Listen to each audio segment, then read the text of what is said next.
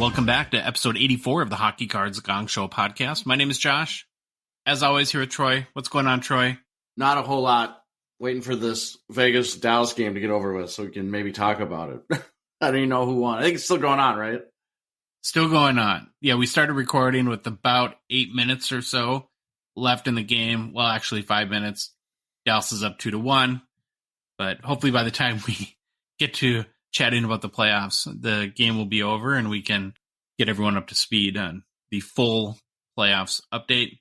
It is 1 year of the Gong Show, Troy. That's kind of crazy. So yesterday, Friday or Saturday was a year to the date from when we published our first episode. So our little show is 1 year old.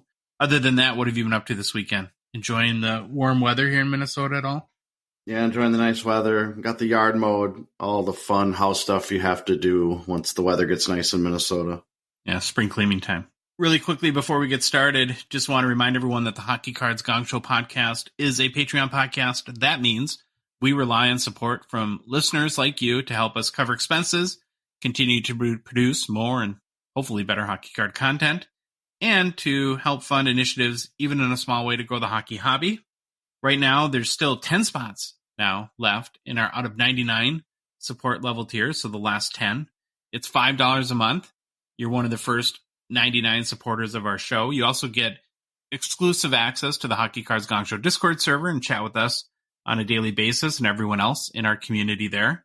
Super easy to do. You can go to our website, hockeycardsgongshow.com, and search, or actually you don't have to search, there's a Become a Patron link.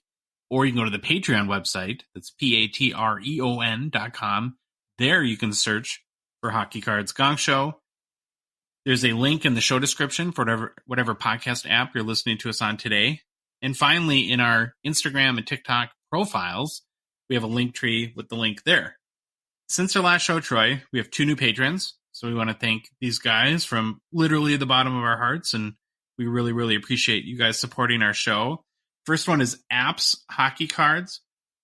If you want to follow him on Instagram, it's apps, APS_hockey_cards. He has a real cool collection, collects autos of early 2000s star players and inserts from MVPs from the early 2000s as well. And then the other new patron is the Graded Gamer. So thank you guys very much for supporting our show. All right, Troy, you ready for the game plan? On today's show, we begin with the greatest NHL player to wear number 84. Next, we give a quick update on the NHL playoffs and hopefully game 2 of Dallas versus Vegas, unless it gets tied and goes into overtime, which might happen because I think every game has went into overtime so far. Yes. Every game in round 3 has went into overtime. We then continue our rookie deep dive series. Then it's off to hobby news. This is followed by an interview with hobby entrepreneur and hockey collector Mark Hill, who has created the trading platform My Card Post. We end the show with new product releases and a quick blurb on the already mentioned 1 year anniversary of the Hockey Cards Gong Show. All right, Josh, let's get going. Like I said, we're in the bowels of the numbers right now until next week. 85 is someone you've heard of. 84, I'm going to fully admit, I don't even think I remember this player very. I was sitting there searching my brain. I'm like, man, I just don't remember this guy. So the greatest NHL player to wear number 84, per the Hockey Writers, greatest player to wear each number article is Mikhail Grabovsky. Yeah, I don't know who he is either. And honestly, it is sort of tempting at times to, we try to be honest here, and I think it's becoming a running joke, especially for me, that literally I never have a clue who these people are. And I think somebody in our Discord mentioned the other day that they've given up on me. This is the first guy that I don't even remember. And his last name is Grabovski. I keep wanting to say Bobrovksy every time I look at it. So I'll probably slip up once during this segment or a couple times. All right, let's get talking about Mikhail Grabovsky. He is a center who was born in Potsdam, East Germany. I love that. We got some East Germany, a little Soviet bloc communism action from the 80s going on. So he's born in Potsdam, East Germany, where his father worked for the Soviet military and construction. His parents returned to their native Belarus when Grabovsky was 3 years old. Grabovsky was the 150th overall pick in the 2004 NHL entry draft by the Montreal Canadiens. This thing I mentioned about him moving back to Belarus, just so people don't wonder. If you look him up, he played for Belarus in the Olympics. And Gotcha. you'll say, hey, he was born in East Germany. What's going on? That's why. Parents were from Belarus. Grabovsky played 534 regular season games over a 10-season NHL career. Grabovsky started his career playing 2 seasons with Montreal, followed by 5 seasons with the Toronto Maple Leafs, 1 season with Washington, finishing his career with 2 years with the New York Islanders. Quick update, it's now 2-2. Oh, jeez. Overtime coming. So we might not have an update by the time we get there. For awards and accomplishments for Grabovsky, we have 0, nothing, nada, zilch. Not a lot there. Been a lot of that lately, Troy. Yeah, and this guy didn't even have any, sometimes I could find a world championship gold, but nothing. Mm-hmm. There was 1 gold medal, but I don't even know. It was like way back, I think. For his playing career in the NHL for the regular season, he had 125 goals, 171 assists for 296 points. He made the playoffs in 2 of his 10 NHL seasons, compiling a stat line of 0 goals, 2 assists for 2 points in 10 playoff games played. Again, like last week, I think we had the guy that was 3 out of 15, so hopefully he's worked on his golf game to get better at that. Best season of his career from a point standpoint was his 2010-11 season, where Grabovsky had 29 goals, 29 assists for 58 points and 81 games played with the Toronto Maple Leafs. So not knowing anything about this player, I kind of did a little bit of research, and again, not a lot out there on him. But his NHL.com bio had a little blurb that Grabovsky was known as a creative, feisty forward, and we will get into the feisty stuff in a bit. In his first full season in the NHL, he led all rookies in the Eastern Conference in scoring. Grabovsky missed the entire 2016-17 NHL season due to lingering effects from a concussion. Grabovsky officially retired in June of 2019, stating he would like to get into coaching. And that was that, and he retired. So, hey, you know what you want. You played 10 years. He had a career. He actually made, if you look at his contract stats, he actually made pretty good money. And then take out the taxes, it was still pretty decent. Nice. All right. With Grabovsky, we have, they're not really fun facts. This is going to be one of those more interesting facts, or I don't know what you want to call it. Grabovsky had some issues off the ice, which kind of overshadowed his playing career. In March of 2008, the Canadiens made him a healthy scratch, which led Grabovsky to leave the team and fly to LA to talk to his agent. This prompted the Canadiens to trade him during the offseason. So that's kind of interesting. I don't know how it went down if he was having issues before that. But if you leave the team and then they just like, whatever, we're getting rid of you and we're going to deal you. He knows there's phones, right? Like you don't have to fly to LA just to talk to your agent. That's kind of strange. Yeah, it was really strange. In January of 2009, Grabovsky was involved in a fight with fellow Belarusian Sergei Kostitsyn during a game between the Maple Leafs and Canadiens. The two had been in a feud since Grabovsky's days with the Canadiens. Prior to the 2010 Winter Olympics in Vancouver, the head of the Belarusian national hockey program had to have an intervention with the two players so they could be able to coexist on the same team. We're seeing a trend here. We're getting a little feisty. He gets upset pretty easily. It's going to keep going. On February 19th of 2010, Grabovsky was arrested in Vancouver after becoming involved in a street fight, which you probably shouldn't be doing anyways, but you especially should not be doing when you are away from your team with a broken wrist and are supposed to be healing. That didn't look good either. On February 9th, 2013, Grabovsky bit Max Pacioretty of the Montreal Canadiens during a scrum along the boards. However, he was not suspended as the NHL couldn't conclusively determine if he did bite Pacioretty. However, Grabovsky did admit to the biting 3 months later. So we have street fights, we have biting, we have getting angry about being a healthy scratch, and what else do we have? We have fighting his own teammate on the Belarusian team. So we're seeing a trend, and here comes the last one. After the 2012-13 season, Grabovsky learned his contract was being bought out by the Maple Leafs. And in an interview following the decision, he launched off on Toronto head coach Randy Carlyle. I'm just going to read the quote, and remember, we are a family show. I play in the bleeping Russian KHL. I make lots of bleeping points. And what's going to happen? He makes me bleeping play on the fourth line, and he puts me in the playoffs on the fourth line and third line again and again. I don't feel any support from this bleeping idiot. Oh, that's a lot to digest, but probably not a good thing to just totally lose it on your coach after you're a healthy scratch or being put on the third and fourth line. Seems like might have had some anger issues. I don't know, but that's what we got. Those interesting facts to kind of lead to that feisty comment that the NHL.com had on his profile there. So his rookie card is a 2006-07 SP Authentic number 234 Future Watch. Only PSA copy is a PSA 8. There's one of them. It did sell, however, on February 9th, 2022 for $4.99 USD.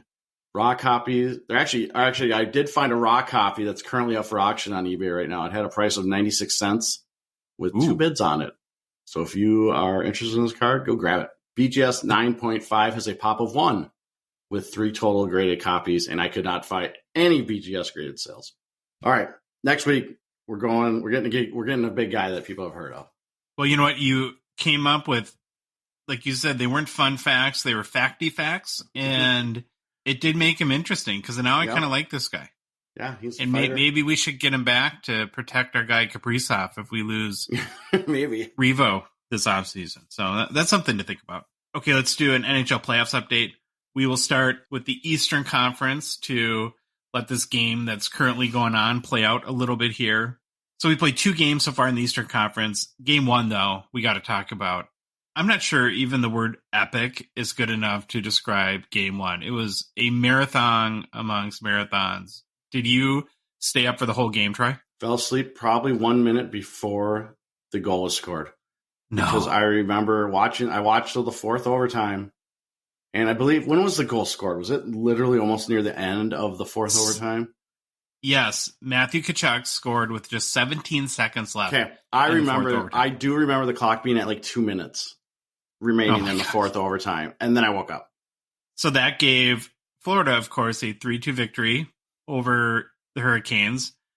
The other goal scorers for Florida were Alexander Barkov and Carter Verhaeghe. During that game, there's a ton of stats that have come out, but just a couple that really stood out to me, Troy, is Florida defenseman Brandon Montour had led all skaters in the game with 57 minutes, wow, 56 seconds of ice time. And according to the NHL, he skated over 8 miles throughout the game. I wonder if his feet hurt the next day in those skates for that long. That's a lot. The star of the game, though, by far, and continues to be the star, and I don't know, that playoffs, I guess, is Sergei Bobrovsky, whose Game 1 stats, Troy, he faced 65 shots, did allow 2 goals, so he had 63 saves for a .969 save percentage.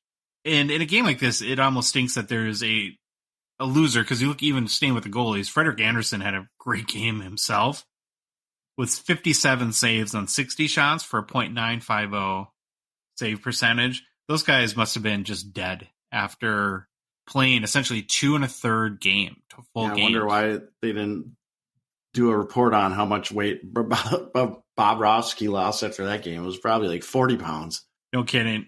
And for the other 2 goals, or the 2 goals for the Hurricanes, were scored by Seth Jarvis and Stefan Nissen. So those were your goal scorers there. I just kept thinking for the Hurricanes players that the feeling of just dejectedness, if that's a word, after losing a game like that, it's gotta be horrible and really tough to bounce back from.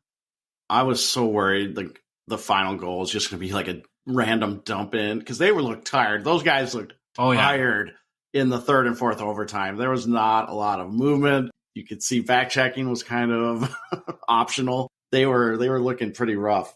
And I was just hoping it wasn't some like dump into the zone that took a funny bounce and went in. But yeah, it was a great game. I wish I would have stayed up the whole time, but of course fell asleep with 2 minutes left in the 4th overtime. Well, we're in the Central Time Zone, so if you're a Hurricanes fan or Florida fan in the Eastern Time Zone, holy cow, that would have been a very, very late night. Then, like you'd expect, I don't think they practiced much if at all, between Game 1 and Game 2. And we had last night, so Saturday night, game 2, and another amazing game. Mm-hmm. Honestly, if you would have told me at the beginning of the season that we would have Florida and Carolina in the Eastern Conference Finals, I don't think I would have been very interested or excited about that prospect. But I like watching this series a lot. Yeah, it's really good. It's so physical. It's so close.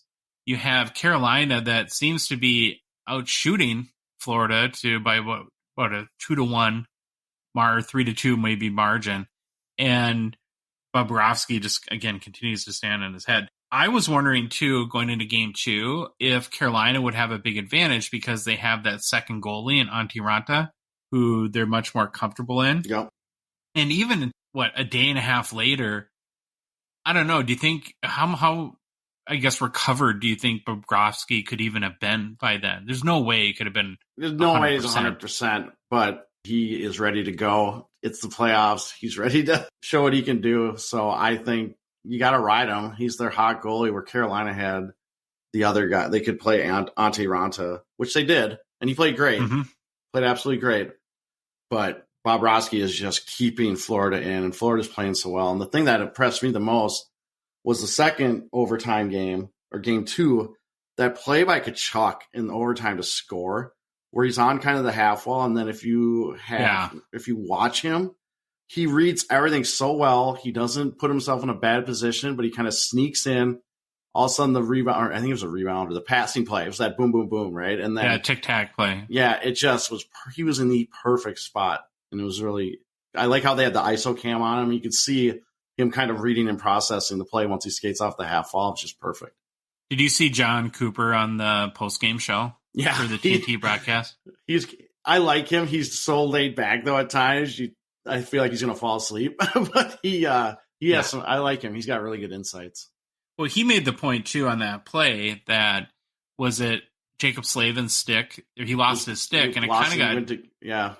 Was it Brent Burns, who's like skate that got a little tied up in, and that freed up Tkachuk to be right there on the doorstep for that boom boom play. What about the other goal, though, that Florida scored? That move by Barkov with the fake.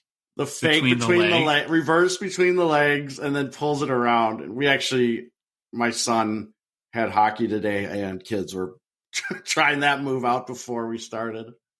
Had you ever seen that before? Oh yeah, I've seen that. Our high school girls do that. They do. No, but the fake between the legs? We have the fake. Oh, okay. Yep. Okay. Pretty amazing goal, though. And he made Raanta look pretty silly on that play, who, again, did have a very, very good game. Jalen Chatfield scored the lone goal for Carolina. Again, both goalies were fantastic. Bobrovksy, again, amazing. 1 goal allowed, 38 shots, .974 save percentage. Raanta, 2 goals allowed and 26 shots, .923 save percentage. So it's 2-0 Florida. They took 2 games in Carolina, 2 overtime games. Yep. I wouldn't be surprised if Carolina won a couple games in Florida, but man, they got to, what else could they do? And they obviously played their hearts out, and you could say in some ways deserve to win, or both teams deserve to win, but obviously only one can. So we'll see what happens in Florida. Quickly looking at the hobby and hockey cards. So still tracking some of the key players. You look at Tkachuk, who now has 7 goals, 11 assists for 18 points in 14 games played during the playoffs. With his goal Saturday night, he also, Troy, set a new Panthers points record for a single year in the playoffs with 18 points. His 2016 Young Gun PSA 10 Pop 749 has a 62% gem rate. It did last sell for $203 on May 20th. It's up 16% in the past 2 weeks and 136% in the past month. So a little bit of a Matthew Tkachuk run happening, and frankly, he deserves it. It's great to see. I love his sort of, as he scores these overtime winners, as he waves everyone to the door right away. And it's just showing that personality thing, that little bit of spice that people always knock the NHL for being so bland. I just think it's awesome. He's kind of waving, and he's like, let's get out of here. And like I said, just kind of cool way to end the game. I think he's personally trying to bring Florida players out of the Bermuda Triangle. He's personally going to lift them all up. Rising tide raises all ships. There we go. There you go. Then we got to look at Bobrovksy, who in 12 games played now is 9-2, Troy. 2.32 goals against, .931 save percent. He's been super consistent and just unreal. Whatever superlative you want to use, go for it. Now, here's my question on Bobrovksy. So if they go all the way and find a way to win the cup, at this point, would he be your Conn Smythe favorite? Him or Tkachuk, if it's Florida that wins it. If you had to award the award today based on, and you could give it to one of those two guys, who would you give it to? Well, I personally give it to Bobrovsky because I'm a goalie person, and I want goalies to win the Conn Smythe. But he's been steady.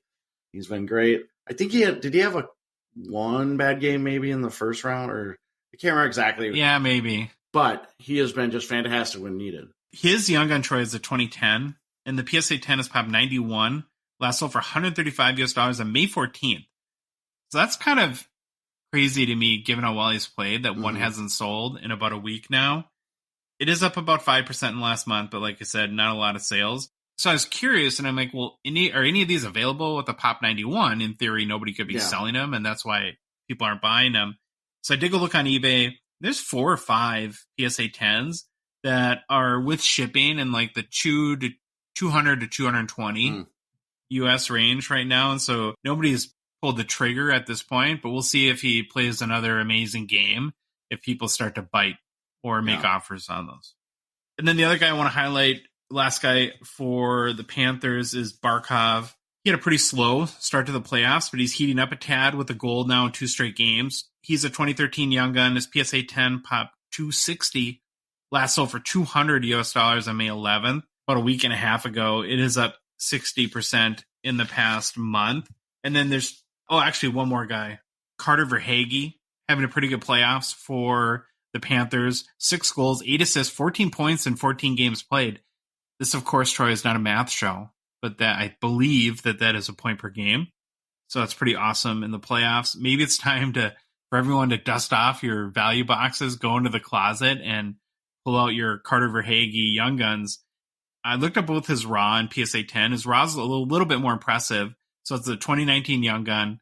Selling right now in like the $14.50, I think, range US, was May 20th. So yesterday, that's up 311% in the past month. So a little bit, it seems like Verhaeghe does this kind of every year, where not a lot of people pay attention to him during the regular season, and he seems to produce points in the postseason and goes on a little bit of a run. His PSA 10 is pop 159, 66% gem rate. It's like in the $50 range and hasn't sold since May 7th. Yeah. For Carolina, it's a little harder to find more hobby-relevant people. I think we talked about Sebastian Aho last show. Probably the most hobby-relevant there. 2016 Young Gun. PSA 10, pop 708, 52% gem rate. $93 is what it last sold for May 18th. Down about 17% in the past 2 weeks. And then the other guy who I think he's kind of playing, I think, pretty well in the playoffs and scored a goal or two, is Seth Jarvis. He's a 2021 Young Gun. I just looked up his raw value. It's going for about $15 right now. So that's up about 26% in the past couple weeks. So he's another guy you might want to dig through your boxes and try to pull out and maybe move them if they win, especially if they win a game or two. Yeah, I'll say this. When I watch this series, though, my eyes and everything, my attention is so drawn to the Panthers players. I just can't stop watching them, and Bobrovsky and Tkachuk, and just seeing what they're doing. And it's pretty amazing. Like I said, I think they're pretty built for the playoffs. They could definitely make the Stanley Cup and win it. It's crazy. Is it crazy to say that they sort of feel like the team of destiny right now? Oh, I think so. I mean, I think they're definitely the team of destiny, and how they're playing and how they knocked off the giant, the Bruins, to make it to the second round. Yeah, I could see that narrative definitely playing out. The one thing I don't like about this series, and it's nothing to do with the guy, but it's just a almost minute by minute reminder of how the Wild trading Brent Burns is the worst move the franchise has ever made. I actually went up the other day and looked like, who did we get for him? Nothing. It was like Devin Setaguchi and a draft pick that didn't pan out. He's still so good. Okay, Well, let's move on to Dallas and Las Vegas. We'll start with game one and then get an update where we're at in game two. So another overtime game in game one of the Western Conference Finals. This one ended a little bit earlier, though, than game one between Florida and Carolina, of course, when Brett Howden, he scored a minute 34 seconds into the first overtime, giving the Golden Knights a 4-3 game one victory over Dallas. Also scoring for Vegas were Teddy Bluger and William Karlsson had a couple goals in the game. Did you see the game-winning goal? I did. I know exactly what you're going to talk about, too. Yeah, to me, Ottinger seemed a little lost. And he was like doing like the ballerina spinorama sort of deal. And I would really want to get your goalie coach critique on that. Did he do it? My critique is, what were you doing? I mean, maybe he slipped. That's happened with him a couple times where he's pushed off and slipped. And maybe he got spun around or thought the puck was coming the other way. I don't know what happened. No, I didn't watch it like slow-mo 50 times. But yes, he gets kind of twisted. Like he doesn't know what's going on or the puck bounced off and they just put it in the net. So yeah, it was definitely uncharacteristic of Ottinger. He hasn't been like fantastic. I wouldn't say he's been horrible, but you can't say that he's doing like the Bobrovksy thing and really willing the team to victory at this point. No, he's being a good starting goalie, but I don't think he's stolen. I mean, he actually played great in game 7 of the past series. I mean, he's had his ups or he's had his moments, but yeah, it's nothing like last year when that first round he was so good, even though they lost, but he's not having a 9.60 save percentage or whatever it was. J-Rob scored a goal in game 1. I believe he has a goal today too. So I think he'd gone, we said last show, 8 games without a goal in the playoffs. So it's good to see him kind of break that slump and have a couple goals now. Roope Hintz in game 1 continued his blistering scoring pace in the playoffs with a goal and an assist, giving him 10 goals, 11 assists in the postseason. That's a lot. And then Jamie Benn also scored for Dallas in game 1. So do we have a game 2 update? We do. It's over. Vegas won. Chandler Stevenson looks like it was pretty quick into overtime, minute and 12. Wow. So that's 2 conference finals. All 4 games that went to overtime, and both series are now 2-0. That's depressing. That's crazy. When you play so close and competitive, go to overtime and lose twice. Ugh. Ouch. Okay, a little bit of hobby update then for the Dallas and Vegas series. J-Rob 2020 Young Gun PSA 10 pop 1003. So J-Rob is now over 1,000 pop count on his Young Gun PSA 10. 39% gem rate, last sold for $195 US, down 6% in the past 2 weeks and 12% in the past month. Roope Hintz 2018 Young Gun PSA 10 pop 377, 81% gem rate. Holy cow. Last sold for $94 US on May 19th. Up 31% in the past 2 weeks and 11% in the past month. Like, he's been on fire, so not a big surprise there. We were just talking about our guy Jake Ottinger. He's a 2020 Young Gun PSA 10 pop 802, 51% gem rate. Last sold for $100 US on May 20th, and that's up actually 7% in the past 2 weeks, but still down 6% over the past month. And then last guy in Dallas, Miro Heiskanen, 2018 Young Gun PSA 10, top 969, 77% gem rate. Last sold for $72 US on May 20th, down 14% in the past 2 weeks, but still up 3% in the past month. Vegas side, only real guy to highlight probably is Jack Eichel, 2015 Young Gun PSA 10, top 1010, so that's over 1,000 now too. 50% gem rate, last sold for $169 US on May 18th, up 50% in the past 2 weeks and 11% over the past month. So Eichel and Tkachuk and Hintz are the guys still left in the playoffs that are seeing probably the biggest gains right now. Anything else in the playoffs before we move on? Nope, I guess we're just going to have to be ready for overtime games every time now. 4 for 4 so far. I'm just going to say every game's going to be in overtime. Okay, as you mentioned in the game plan, Troy, Rookie Deep Dive is back. It's our 18th edition of Rookie Deep Dive. So here's what we've covered so far. Matty Beniers, Matt Boldy, Shane Wright, Juraj Slavkovsky, Owen Power, Shane Pinto, Kalen Addison, JJP, John Jason Paterka, Logan Thompson, Ken Johnson, Jack Quinn, Arbor Jacki, Andrea Kuzmenko, Pyotr Kochekov, Cole Perfetti, Wyatt Johnston, Matthew Nyes, And yesterday, we did an Instagram poll like we always do. Gave 4 options. Matthias Michelli, I always put him up there someday. He may win. He was second or third in rookie points, so it's not so outlandish. Then Mason McTavish, Luke Hughes, and Dylan Holloway. I was interested in this one because usually it's kind of like a landslide guy, but I was curious whether it'd be McTavish or Hughes that would have won the listener vote. But it was Luke Hughes with 37% that got the most votes. Mason McTavish had 31% of the votes.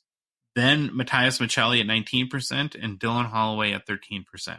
Okay, Luke Hughes, he's a 6'2", 184-pound defenseman, Troy, for your New Jersey Devils. 19 years young, was born in Manchester, New Hampshire. Hughes, as you mentioned, is the younger brother of Jack and Quinn Hughes. I was on and there. Apparently is not related to Jack Quinn. There it is. Not really. I knew you'd get that in there. Got it.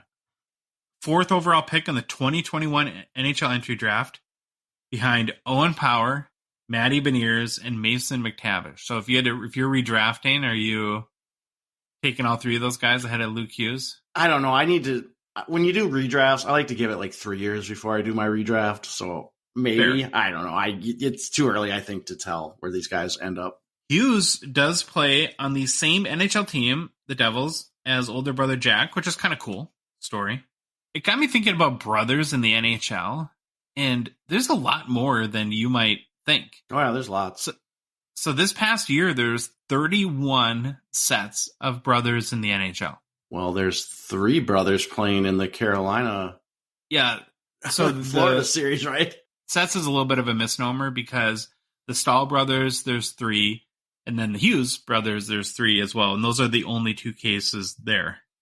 Did you look up the Sutter brothers? There was 4 of them, 4 or 5 of them. I just did currently who played in the league last year. I do have a tangent question for you. I love these questions, as I'm sure you know now. You're an NHL expansion GM, and you've got to start a team. Which set of brothers are you taking? Matthew and Brady Tkachuk, or Jack and Quinn Hughes? I'm just really biased right now because Florida and Matthew Tkachuk has been playing so well. I'd probably take Matthew and Brady Tkachuk. I like Matthew. I'm going to market him. He's going to be the face of our franchise. But you can't go wrong with having Jack Hughes. And Quinn Hughes actually had a pretty decent season. Good year. Yeah.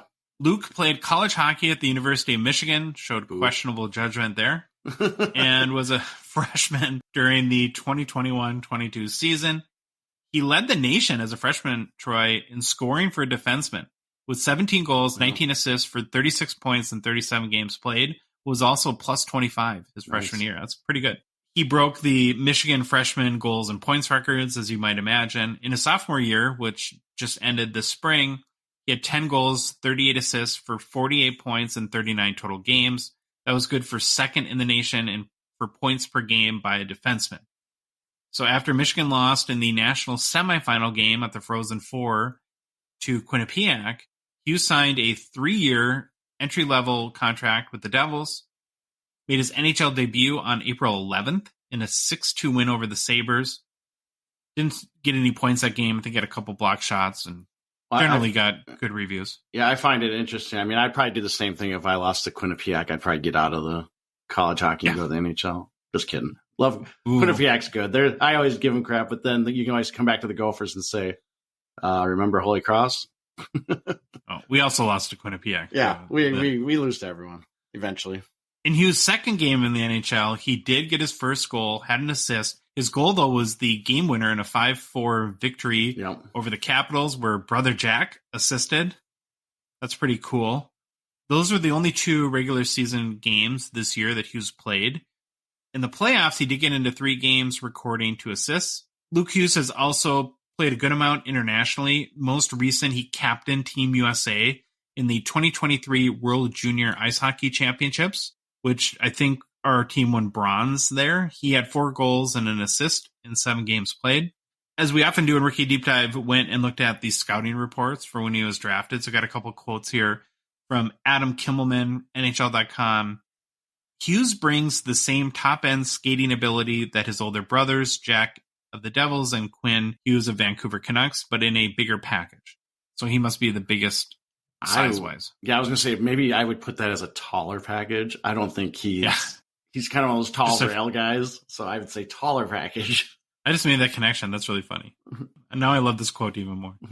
And then Ryan Kennedy from the Hockey News said, an amazing skater with high-end offensive skill. Hughes may be the younger brother of Quinn and Jack, but don't treat him like a runt. Well, apparently you can't because... Yeah.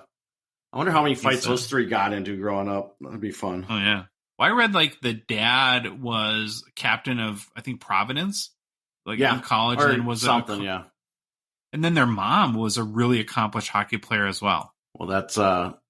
I've talked about this before, but that's one thing. For some parents, it's not the end all be all, but listen, if you think your kid's going to be this Division I pro athlete, you kind of got to look at the gene pool too. And if if some things don't match up, that's working against them. Not saying it can't happen. I'm not saying that, but just remember, genes do play a part of this. You're not saying, you're just saying. I'm not saying. Since when do hockey players wear jeans when they play? Yeah, no kidding. Anywho, dad jokes. So the only hockey cards to this point for Luke Hughes there's a couple, one Upper Deck Game Dated Moments card it's card number 81 in the set. I believe they're sold on ePack. It was close to somewhere around his NHL debut. The base card right now sells raw Troy for about $15 US. The gold parallel out of 100. That's sold for $120 US raw. And there's also a 2022 IIHF World Championship Team USA cards that sell for about $20 raw. You can tell those sales people just want any kind of Luke Hughes card. And again, it comes when you think of the hockey cards with a prospect like Hughes, he's got the name, he's got the pedigree. There's going to be a lot of excitement next year. I wonder if he debuted early enough where he'll be one of those holdover rookies in Series 1, but he's still a defenseman. So I have no idea how many goals, and that's kind of the knock on Quinn, correct? In that I think Quinn scored 10 goals or something like that last year, or not a lot. You got to keep that in mind when you're sort of gearing up your Luke Hughes chase next year. But that's Luke Hughes, Rookie Deep Dive, number 18, Dunzo. Okay, I want to make a quick Slab Sharks mention. Slab Sharks, of course, is a Gong Show partner and sponsor. Want to thank them for their continued support of our show. The current weekly Slab Sharks eBay auction is live, so be sure to head to slabsharks.com for a link to the auction. Of course, there's more great hockey cards this week. I was looking at their auction, Troy, Saturday morning and found a few that stood out to me. So there's a really, really nice, you might be interested in this one, 1951 Parkhurst Gordie Howe PSA 1.5. Now you might be thinking, wait, PSA 1.5? That's probably my actually budget. looks, yeah. Well, mine too. It looks really, really nice though. Mm-hmm. I'm one of those cards are really? This is only a 1.5?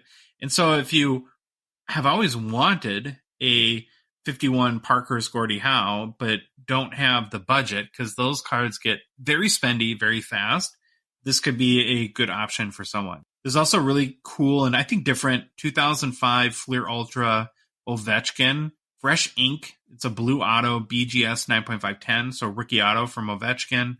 If you want to hunt for some Connor McDavid Young Guns, there's a 2015 Upper Deck Series 1 sealed hobby box, or stash that and let that grow up in value.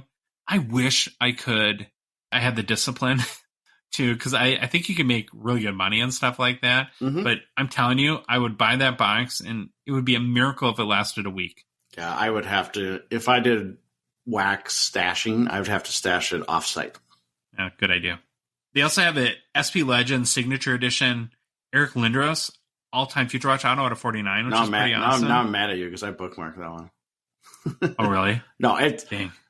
I listen. I announced my own cards that I'm looking at. I don't think I'll buy this one, but I did bookmark it. I kind of want to watch it. I like the card. It looks really cool. Out of 49 too. And then the last card I saw was a 2020 OPG Platinum Kaprizov Marquee Rookie Seismic Gold. Yeah, out of 50. That's good. BGS 9. Very, very nice card there. Slab Sharks, of course, is a Canadian eBay consigner. They make it, Troy, super easy to sell your cards on eBay. Basically, they do all the work from listing your cards to answering buyer questions, hunting down payment from the winner, packaging, and shipping, where they also ship to the US too. Plus, your cards are included in their very popular weekly eBay auctions that seem to be growing each week. So you get lots of eyeballs on your cards. For complete information on their consignment services, head to slapsharks.com. Okay, hobby news. You sort of referenced this first nugget. You said, wait, what did you say 5 minutes ago that I can't even reference now? There's something about Luke Hughes. Oh, losing to Quinnipiac. Yeah, if I lost to Quinnipiac, yeah. Well, apparently Logan Cooley doesn't feel that way. No, he's coming back. He's opted to return to our Golden Gophers next season. The number 3 pick in last year's NHL entry draft will return to the University of Minnesota for his sophomore season. In his freshman year, Cooley was a Hobey Baker finalist and helped the Golden Gophers to the national championship game, where, of course, we got stomped by Quinnipiac too, just like with Michigan. Cooley finished his freshman season with 22 goals, 38 assists for 60 points in 39 games played. He is pretty good.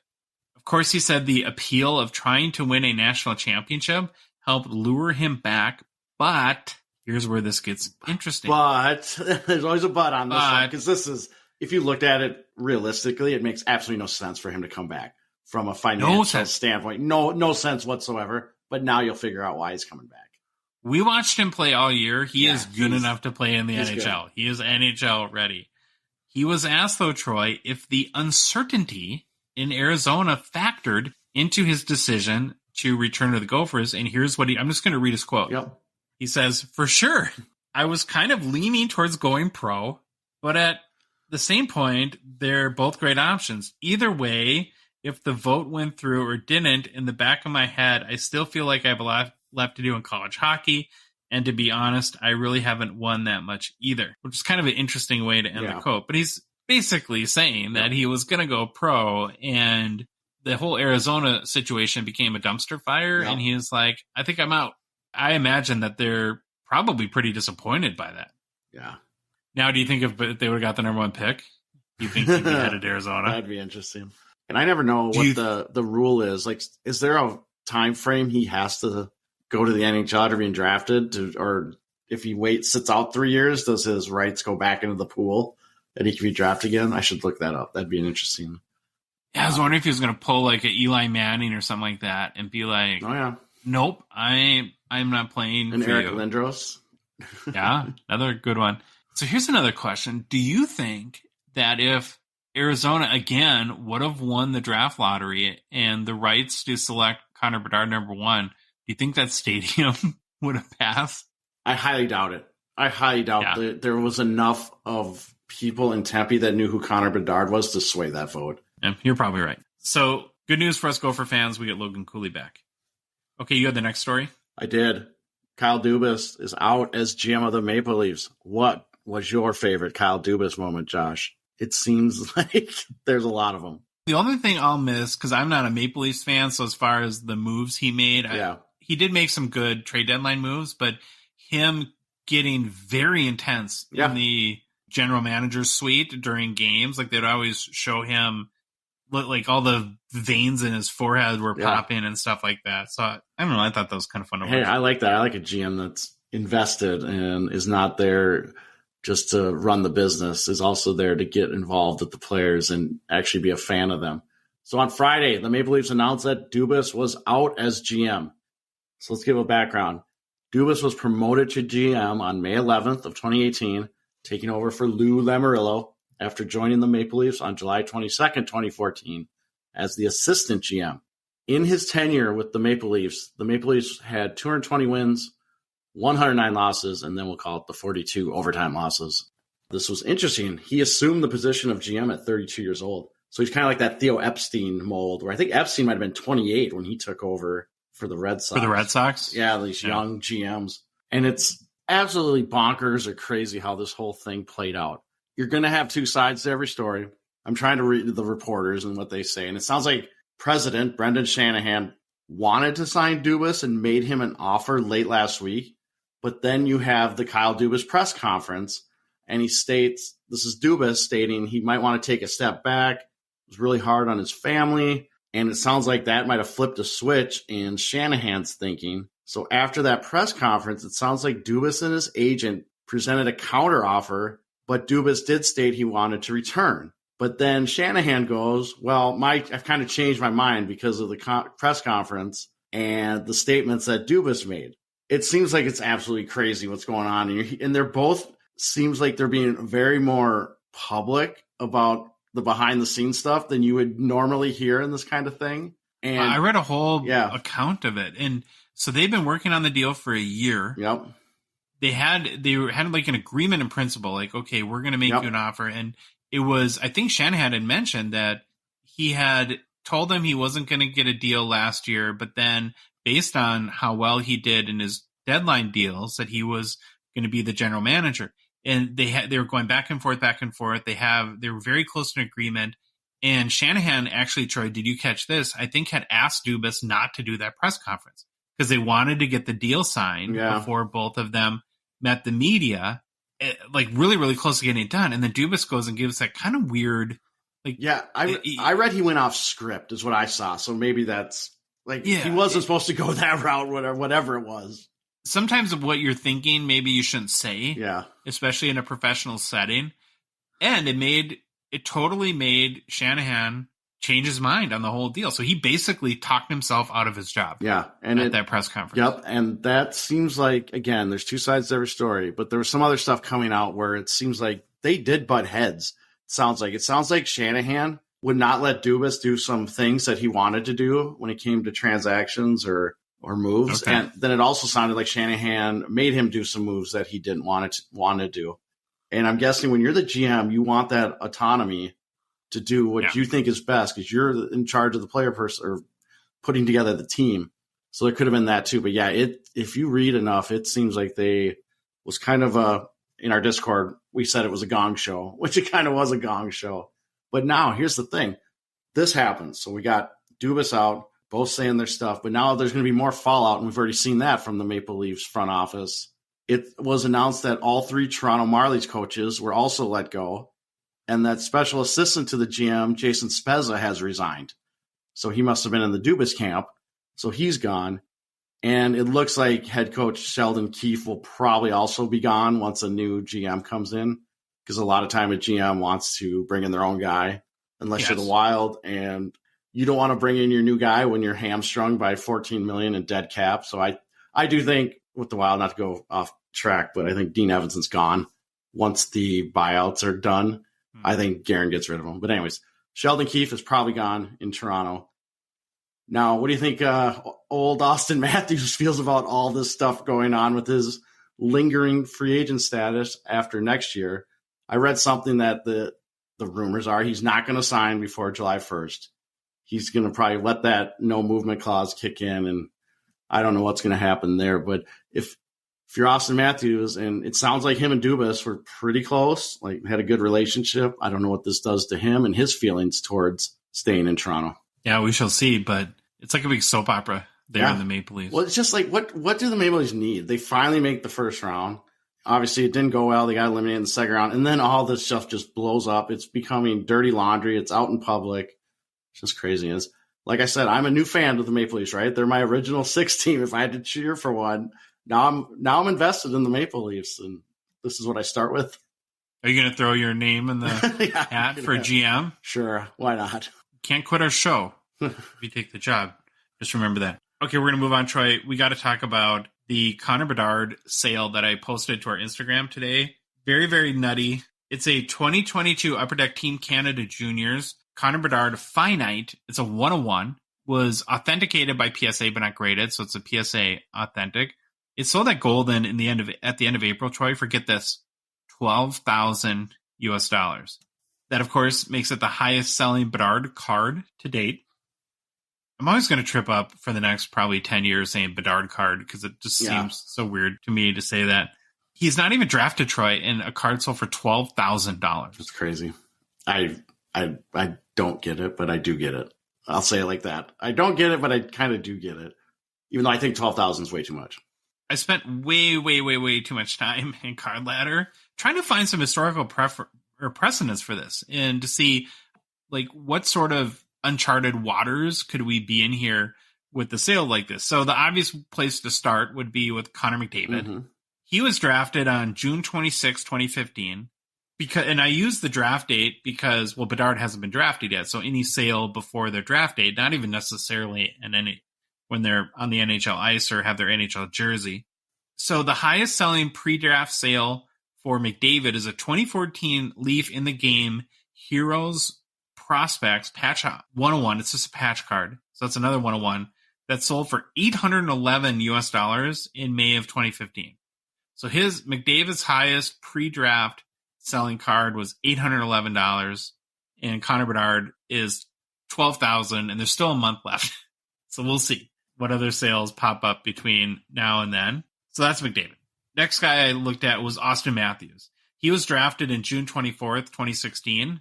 Highest selling card prior to his draft was $77 for some sort of junior team card. Jack Hughes, drafted June 21st, 2019. There was nothing, zero, nada, no card sales were sold before the draft. And then I thought, well, the most contemporary kind of guy that had a lot of hype was probably Lafreniere, who's still, I guess, kind of, sort of in some way, riding the hype from that draft. He was drafted in October 6, 2020. The highest sale prior to his draft was a 2018 Upper Deck Team Canada Juniors patch auto out of 125 that went for $660 US. Unless I forgot anyone obvious, it just, again, points out further that this $12,000 sale is totally unprecedented. Yeah, I got two comments. One, if we missed anything, someone please let us know if there's a sale that you think was a lot higher. So I would love to know what it was. And I looked up for inflation, that $811 US, May of 2015, Connor McDavid. If that was today, it'd be $1,025. So not much change there. 1/12. But Bedard. That's crazy. So, yeah, it's just hard to wrap your head around. Wouldn't you just be terrified if you paid $12,000 for that card? What's going to happen once his Young Guns comes out maybe you love it and you got millions and billions of dollars and don't care. Well, that's what I'm hoping. I really do hope it was someone that is a true wants to collect Connor Bedard. It was a like buy it now, right? Or was it a auction? It was a golden auction. Oh, it was a golden. Sorry. Duh, you said that. Yes, a golden auction. So yeah, I guess I'm hoping they bought it just because they like Bedard, but never know. Okay, moving on. The 2023 Ice Hockey World Championships are going on right now in we're going to start Finland saying and ice hockey versus inline hockey, so we can make our distinction now that we are the world's number one inline hockey podcast, since we talked about Bedard last week playing inline hockey. You're right.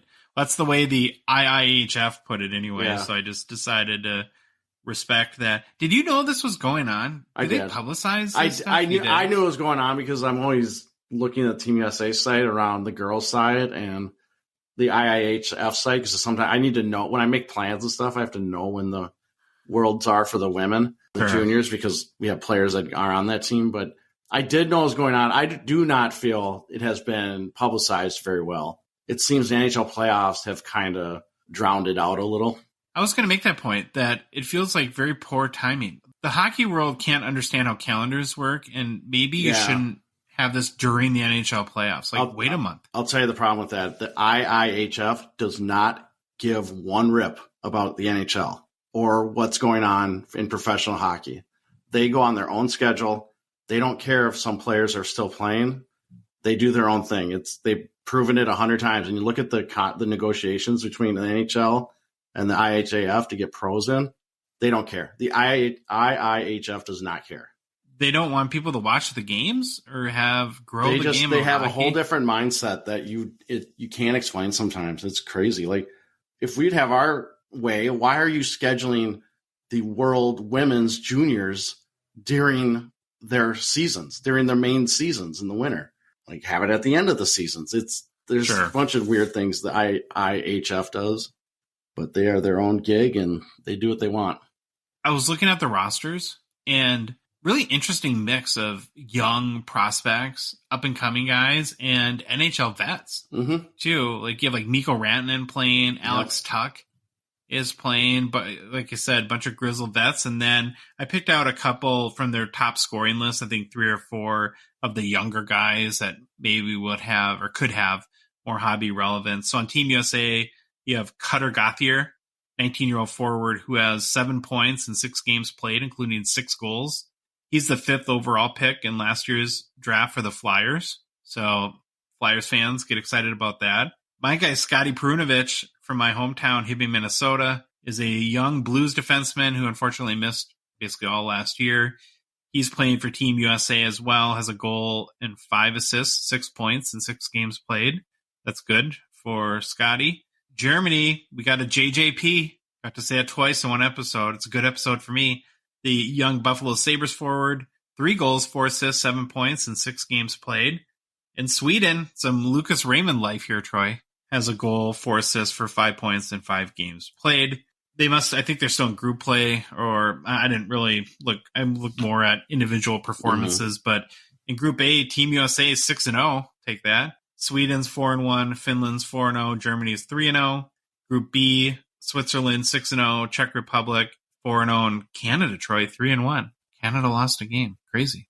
Okay, we're going to switch over to our conversation and interview with Mark Hill from My Card Post. We had the pleasure this past Friday to talk to him about his new platform, My Card Post.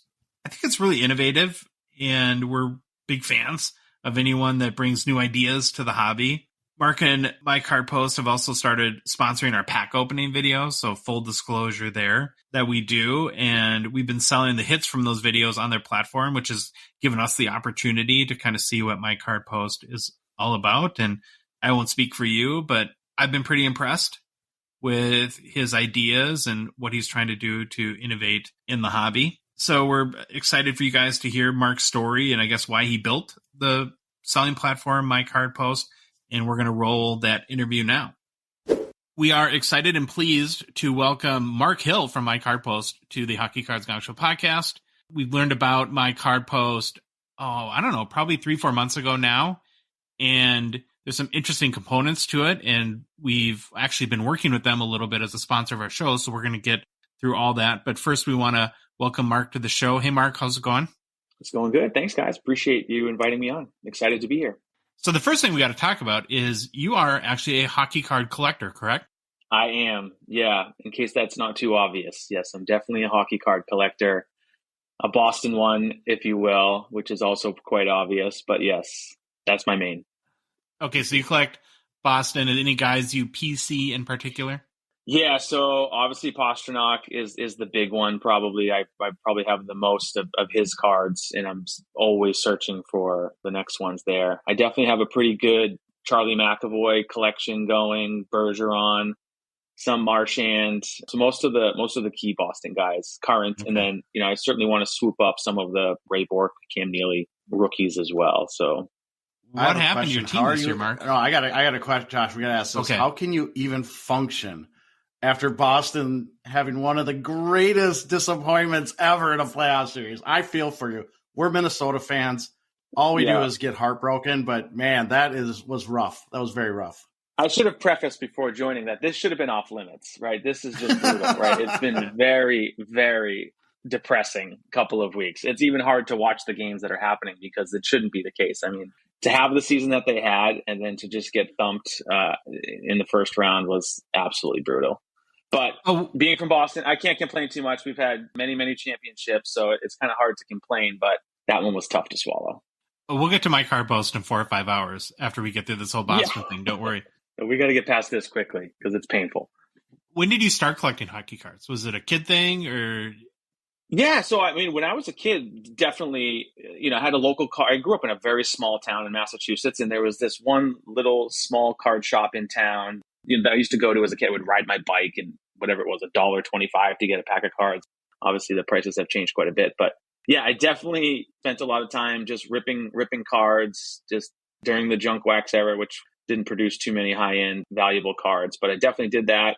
Spent a lot of time begging my parents, doing whatever it was that I could do to earn another pack of cards, right, that you'd pick up at Walmart or something, right? I don't know. But yeah, so I spent a lot of time collecting hockey cards and I did a little bit of baseball at the time too. But then as time went on, I stopped doing it all through high school and college and then picked it back up as an adult. So when was that? Was that pandemic era like Troy and myself that you got back into it or before then? A little bit before, actually, my brother-in-law was in town for like Mother's Day one year, like 4 or 5 years ago, right before COVID. And he just started discussing with me like how things have changed, right? How cards are like booming now and there's grading companies and all this stuff. Cause I hadn't paid attention to it at all. I mean, I saw some stuff here and there in the news, but I never like got back into it or got that passion again. And so he was probably talking to me for like 2 hours, just going through and we're looking at cards on eBay and doing all this stuff. And I just immediately was sucked back in. It just brought me right back to my childhood. I was so excited. I've moved a lot from I live in California now, but even in California, I've moved a lot. I immediately went into that box in the closet that I've carried with me for 25 something years to go back and see what cards I have and are they in good condition? Should I send them in for grading? And it wasn't anything too exciting. It was, maybe some Ken Griffey Jr. rookie cards that were pretty rough, or Teemu Selanne, Pavel Bure. Some of these cards were the ones that were some of the players that I was excited about getting their cards as a kid. Of course, I didn't take very good care of them, so they weren't in great shape. So you collected as a kid like many, then life gets in the way and then you come back to it around the pandemic. It's a very common story that, like I said, a lot of us have. How did you get from there to thinking, I want to be an entrepreneur and create a company around, or a platform around sports cards? So I've always been entrepreneurial. I've had lots of ideas, different product ideas, things that come to me that I immediately get very passionate about and excited about. Some of them I took towards like prototype stages and things of that nature, but none of them ever really panned out into a business. Most of them were products of some sort, or it was maybe too cost prohibitive for me to build it. I've had some really crazy ideas that would have cost me hundreds of millions of dollars to bring to market. It just wasn't possible for me. So when I got back into cards, I was experiencing all the same, I will say frustrations that a lot of people were having trying to buy cards on eBay or other marketplaces. So, I'm buying these cards and I'm like struggling to try to communicate with people because I don't want to get in trouble, right? Like you gotta watch what you say in the messaging and whatnot. And I'm buying these cards. I'm sometimes trying to like resell them, right? And I found it difficult to go back into these same marketplaces and resell the same cards. I mean, the appreciation of the card needed to be like in the 40% range before I could even be able to turn any kind of profit. And then I was like, well, why can't we trade? There was just all these reasons. And I just started thinking about it because once I got back into it and it hit me in my core, I knew like I wanted to build some kind of business. And the same thing, I came up with a bunch of terrible ideas around building a business in the hobby. But as I started going through the challenges that I was experiencing as a collector, I just had this moment. I was like, whoa, what if there was a marketplace that did it differently? All these things that we can't do, we would be able to do. And that was when the subscription model hit me as far as my card post goes. If I built a marketplace that wasn't about fees, that in of itself would remove all the barriers that we were experiencing. Because the reasons we can't communicate with each other, we can't connect socially, we can't trade, is because there's really no way to attach fees to them. We don't want people to take the transactions off the marketplace. That was when it hit me. And then I probably sat on it for like 3 or 4 months, just continuously thinking about it, talking to my brother-in-law and others, and eventually got to the point where I decided, you know what, I'm going to do this. And I just started and haven't stopped. So before we get into kind of the features and exactly like how my card post works and what you think makes it unique to the marketplace, let's start with just give us a 1-minute overview of what is my card post. My card post is basically a community-based marketplace that you can connect, you can be social, you can openly communicate people, you can make friends, build new relationships, and you can do any kind of deal with each other, any kind of deal. Anything you could do at a local card show, you can do on my card post. Okay, so let's try to unpack that a little bit. And I want to go back to a second ago, you talked about the fee model versus subscription. And so from what I understand, and again, going back to like on eBay, why you have to be so careful in how you message between a seller and a buyer is because their whole business model is making a transaction fee. So when a card sells on that platform, they get 13% or whatever eBay gets. They have obviously a great fear and they need to protect themselves against you messaging the person and saying, hey, why don't we do this on Instagram or outside of eBay where maybe you give me a little bit of a deal, you don't have to pay the fees because that basically then you've used eBay's platform to connect the buyer and the seller, and then they don't get the benefit of the fee. And of course, they're going to be upset with that. Did I get that correct? Pretty much. Yeah, exactly. It needs to be difficult to get to know the person or figure out who's behind that username handle, because the more and more people that take those transactions offline, now you're starting to lose your revenue streams. So you don't charge a fee then on My Card Post per transaction? Nope. But you do charge a subscription, right? Yeah. So the idea is very simple. It's just a fixed monthly subscription, assuming you want to sell and trade on My Card Post. If you just want to buy, it's free to join. You could just sign up, create an account, and you can buy cards all day long. But if you want to sell and trade, it does require a subscription. There's a couple of tiers. It starts as low as $9 a month. And at that point, you can do unlimited deals. There's no further restrictions on the number of transactions that you could do in any given month. And that essentially eliminates the challenges that you would have if you had the fee-based model. So now people can do trades with no money exchanging hands, which we see that all the time in the marketplace. People are just doing trades, cards for cards, and they're done. So there's no seller fees. There's no transaction fees that get taken on any of the deals outside of PayPal processing fees, but that's PayPal taking those fees, not My Card Post. And do you know what PayPal? I just want to get an idea of the comparison and the fees. Yeah. Do you know what they charge? Yeah, it's 3.49%. And then I think there's a 49-cent one-time fee on it as well. So it's about 3.5% on cash exchange. So if you had a $1,000 card that you sold on eBay, and eBay is just the easiest example. I mean, there's lots of other auction houses that charge you fees and other platforms too. If you had a $1,000 card that you sold on eBay and you would pay them roughly 13% or 12.9%, so call it $129. And so you would, for a $1,000 card, you would expect to receive from eBay then $870. That's the commission or fee that you pay eBay. And on My Card Post, it would be $35 then, right? If the 3.9% PayPal fee, and then and then the $10 monthly subscription. Yep, exactly. Yeah, or the $9 monthly subscription if you're in the basic plan. But that subscription, so the fee almost dilutes itself. You do 2 deals, 3 deals, 5 deals, 10 deals a month. Now that subscription is adding or diluting itself, I should say. Yeah. Yeah, and I should say, too, I know this just from looking at your site before I did this. You can also do annual plans, too, and save yourself another, I think, 20% on top of doing top of paying by monthly. So that's just another option if someone wants to go that route.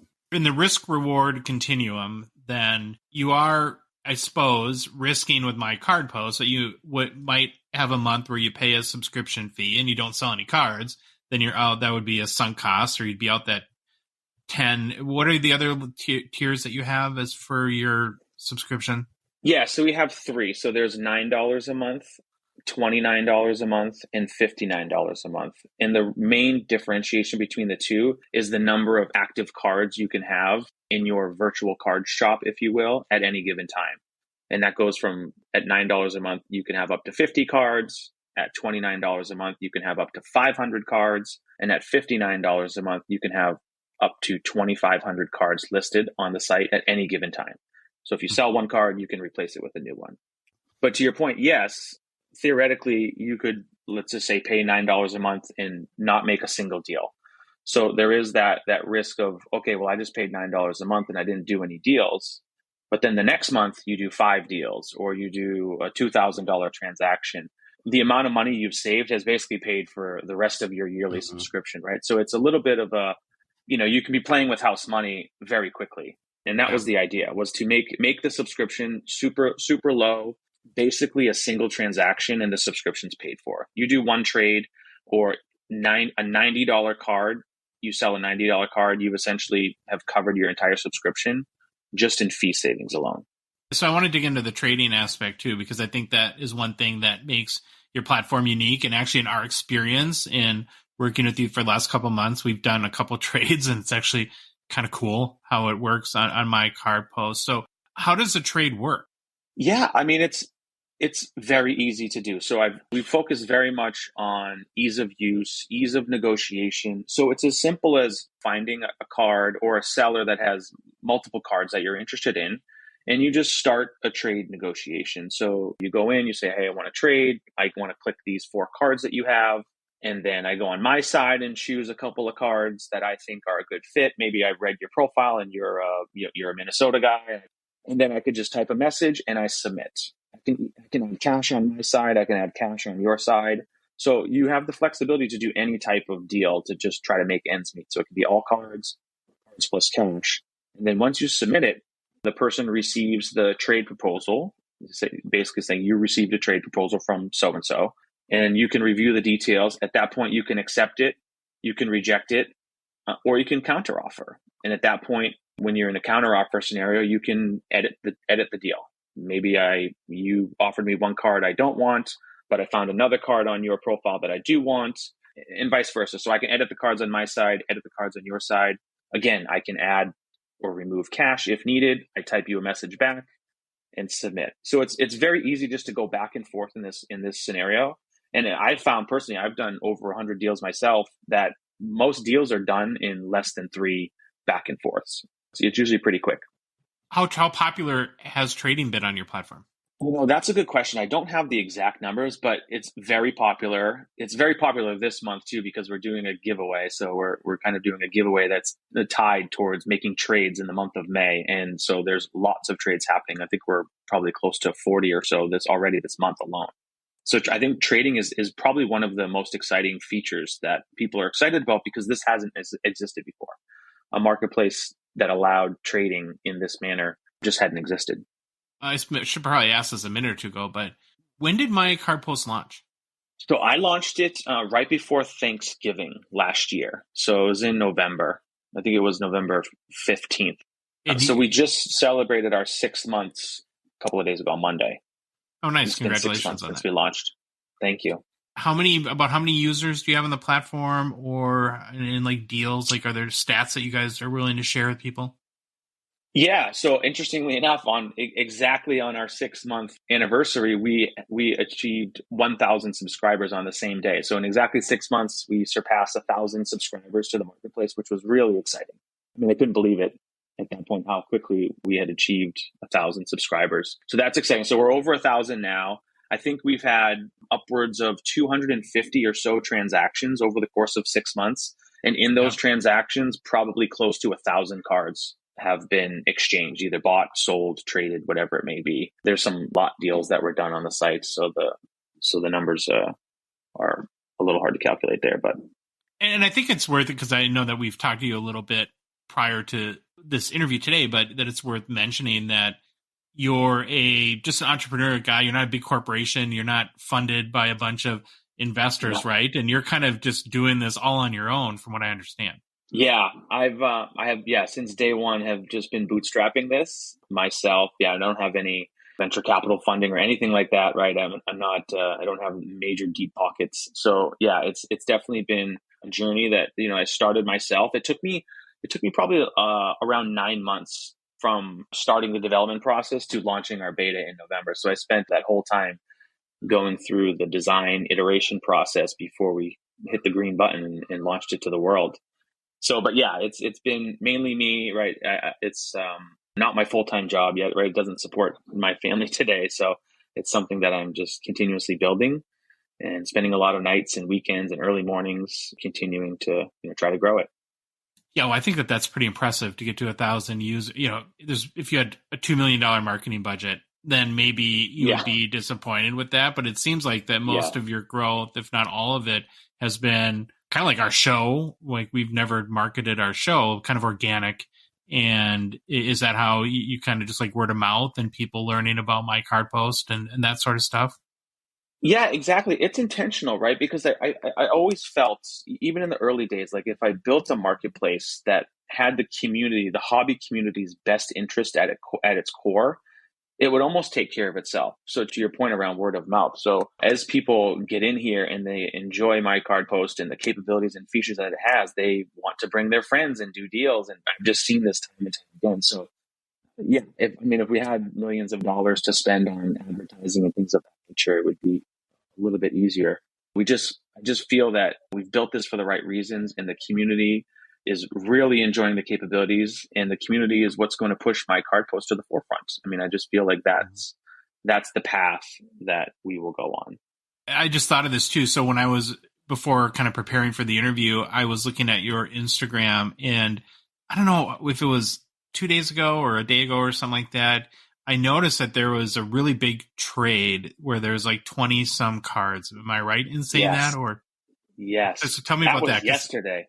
Okay, yesterday. That was huge. Yeah, that was really huge. So the previous record was 16 cards in a single trade transaction. I don't know exactly what it was. It wasn't like 8 cards and 8 cards, but whatever the makeup of the trade deal between two members, it was 16 cards. And that record happened very early. I want to say in the first 45 days, that record happened. And it's kind of sat here for the last 4+ months. We've seen, I think, 3 or 4 15 card trades.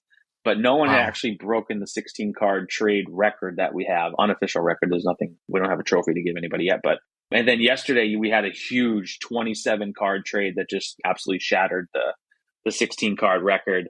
And there's already people commenting on Instagram like, all right, now who wants to beat this record with me? So people are definitely down to beat the record, which is pretty cool. What kind of cards do people find right now on My Card Post? Is it, well, I've kind of looked there. It seems like a lot of hockey. Is that basically because you're a hockey guy and that's sort of what your network's been? Yeah. So it's the marketplace is very heavy hockey, which is great, for your user base, right? It's probably 65-70% hockey cards right now. And to that point, when I was building it, I didn't have anything to share. So I wanted to kind of start to grow a small Instagram following, if you will, right? So all I had to share under the My Card Post Instagram profile was my own personal cards, right? So I was just throwing them up there every now and again. I'd buy a new card, I'd share it. And just slowly, I don't remember what I got to, but maybe I got it up to 800 people before I launched, right? Because I wanted to have a community to launch this to. Yeah. So being a hockey card collector, I was obviously getting hockey followers of My Card Post. So when I did launch, yes, it's been very much a lot of hockey people in the beginning. It's improving the percentage of hockey cards. We're starting to see more of the different sports come in. But that's the backstory there, is that, that's kind of the following that I was building through the 9-month journey of developing My Card Post. Is it lower end cards or higher end cards, or what's the mix of sort of, I guess, values of cards that you would find on your platform? Yeah, it's all of the above. I think you'll find $2-3 Young Guns cards in there, all the way upwards. I think the most expensive card somebody listed was $65,000. I think that was either a Patrick Mahomes card or whatnot. But yeah, it's cards of raw cards, graded cards. You can list sealed wax. We've had a trade that included sealed wax as part of the deal. So it's all different price points. You can filter the marketplace by a bunch of different things to try to find any type of card you're looking for in any price range. Do you know what the top selling card has been? What the highest value card that's sold on your platform?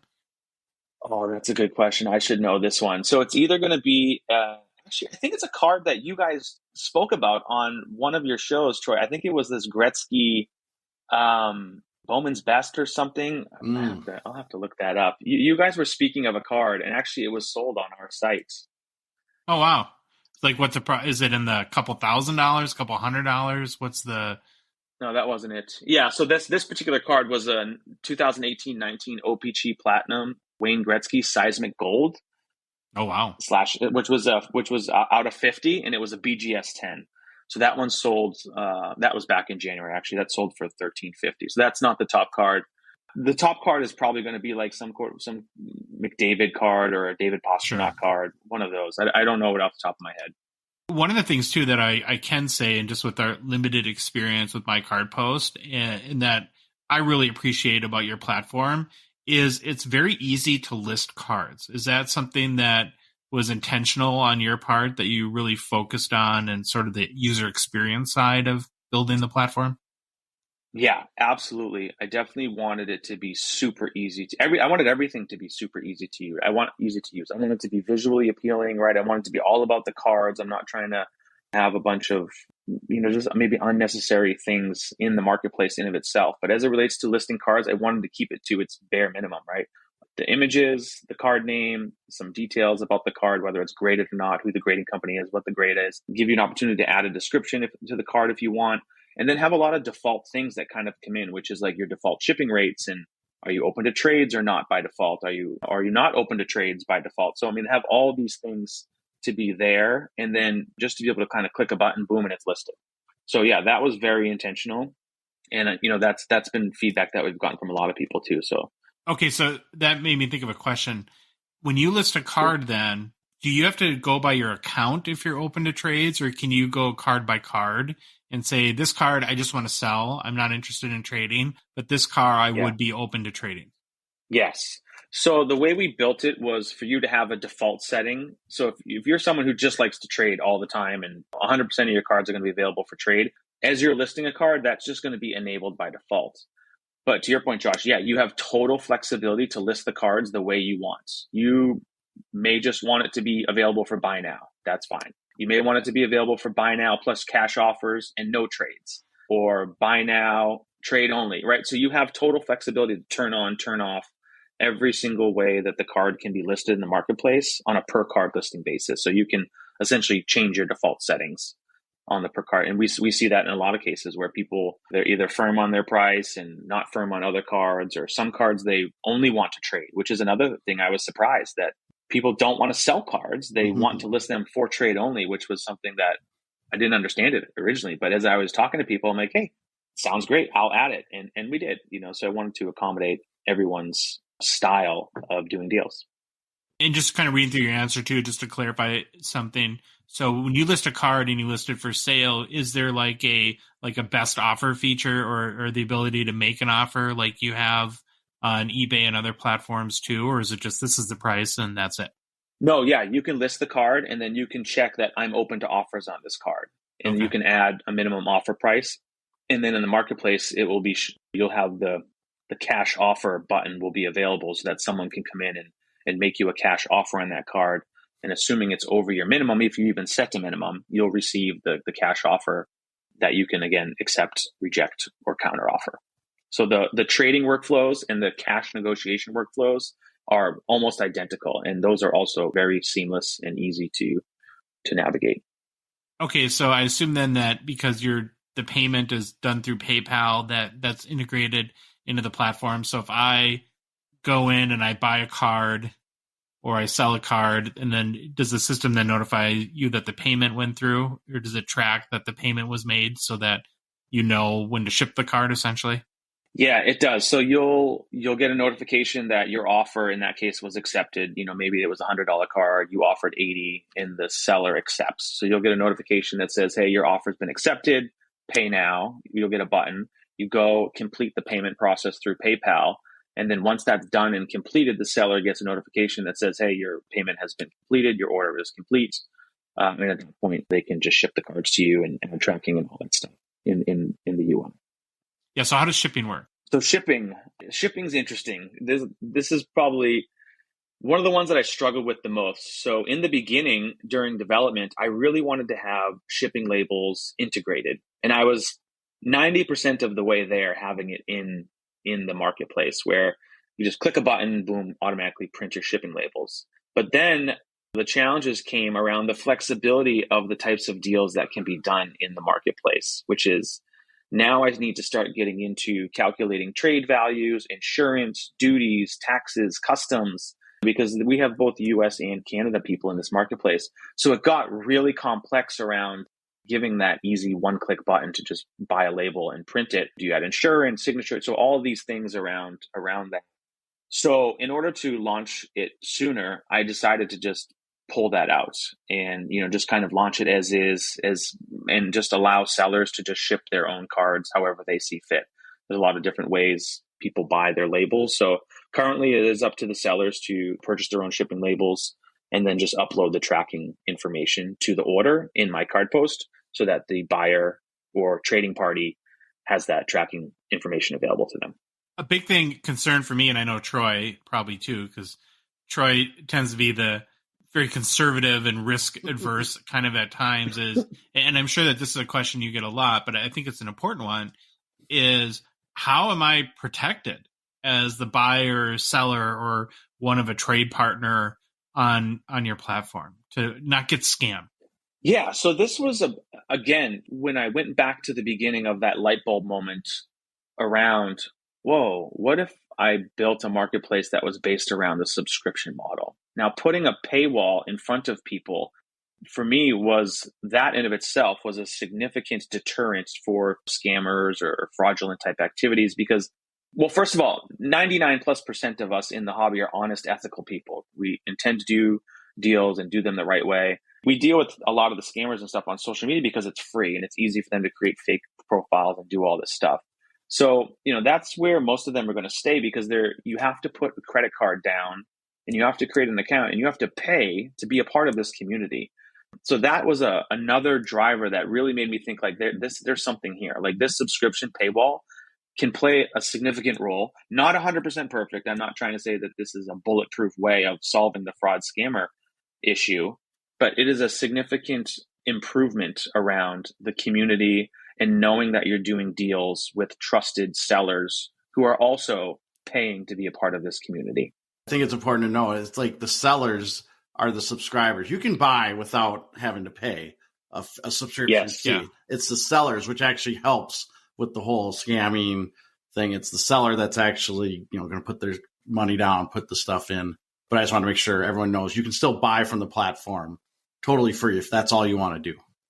Exactly, because even as a free buyer, I mean, you can't propose trades or do anything or list any cards. So, I mean, you have to complete the payment in order to buy the card, otherwise the seller will. Yeah, I felt that was kind of a key improvement around that particular issue. Still, though, I think, man, I'm thinking back to that 27 card trade, and I don't know what the breakdown was, but let's just say it's 13 and 14 cards on one hand. There would be a fear, I suppose, that if I send this guy 13 of my cards expecting 14 in return and get nothing, am I out my 13 cards? So beyond the subscription, is there anything else that you would advise or that people can use on your platform to make sure that they're dealing with honest and ethical people? Yeah, that's a great point. So I think the other piece too, the fact that, again, I don't need to protect the transactions. If two people want to go meet up at a Starbucks and complete a deal, it's totally cool. By nature of that subscription model, now these sellers can have everything about them in their profiles. So you can bring your eBay reputation with you because you have all the links to your eBay store, your MySlab store, your ComC store.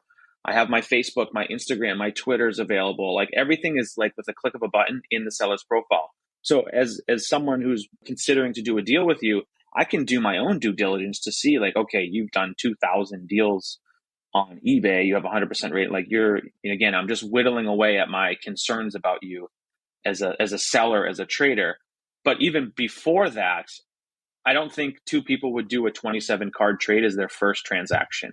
Everything about my card post is about building relationships, building trust, making new friends. I mean, I have many people that I've done 5, 10 plus deals with over and over and over again. But it started with maybe just a single deal of 2 cards, right? And then we did a 5 card trade. And then, then people work themselves up to 10, 15, 27 card trades. You don't do that first. It's about kind of building those reps between people and getting to know them and chatting with them because you have unrestricted communication. So that part of it is key. It's definitely recommended that, you do your due diligence on people, you start small, and then as you receive the cards and you feel more and more comfortable with these people or you become closer with them, now you can start doing bigger deals. And I think it's very similar to social media as well, right? Like you start small, or maybe you go out and get a bunch of vouchers to start, and then you don't need that stuff anymore. Like you're just, hey, Josh, we do deals. We do deals all the time, right? Sure. And you're not worried about it any longer. Is there a rating system within my card post? So there is, yeah. So there's a 5-star. Yeah, you have a 5-star rating system, which is helpful, and you can also see how many transactions someone has done in my card post. So there's also a little lightning bolt icon that shows you how many successful deals they've done in the marketplace. And again, the whole point of being able to bring your reputation with you is important. So you can go see. Maybe you have been on eBay for 10 years and you've sold thousands of cars and you have a very strong reputation. you don't have to just give that up. You can bring it with you to My Card Post and show that to people. But then I thought you kind of made an interesting point. So I want to go back to it, where you said that unlike where we kind of started the conversation with eBay, saying they really want to protect against anyone going off their platform, in theory, it sounds like I could meet somebody on My Card Post, or me and Troy could be on it, and we could just meet up at a gas station and trade the cards there or something like that, if that's something we wanted to do. Yes, it's happened many times. People have, you can see where people live. And again, the whole point about getting to know somebody, I've had a couple people in the last week where they're like, oh, I realized we were 40 minutes from each other. We just completed this deal on My Card Post, and we're going to go meet each other in an hour. So you went from a deal on My Card Post to having the cards in your hands an hour later. So all of that stuff is really important. And I think they've done it multiple times now, right? So, and I think that's fantastic. And I think that's part of it, right? You want people to meet each other, to shake hands with each other, to be face to face, and to have that ability to do that, to bring people together. I've always felt since the beginning is a super important part of My Card Post, and it being very much focused on the community and the community's best interests. I'm trying to think, Troy, anything else that you can think of? Because I think that the security thing is really important, and that would be something people would be nervous about, because these cards are important and valuable, and you definitely don't want to get scammed. Well, yeah, that's always the thing you talk about with any online platform is security. But I will say this, as conservative as I am, I actually like the stuff that's in place. I've went in, looked at cards, clicked on the little Facebook icon or the Twitter icon or the eBay link on a user just to get a better idea. And if you're a seller, it's probably a good thing to put those in your profile so people can find that. I will say the simplicity thing is really gets me about this site, because we've all listed on eBay.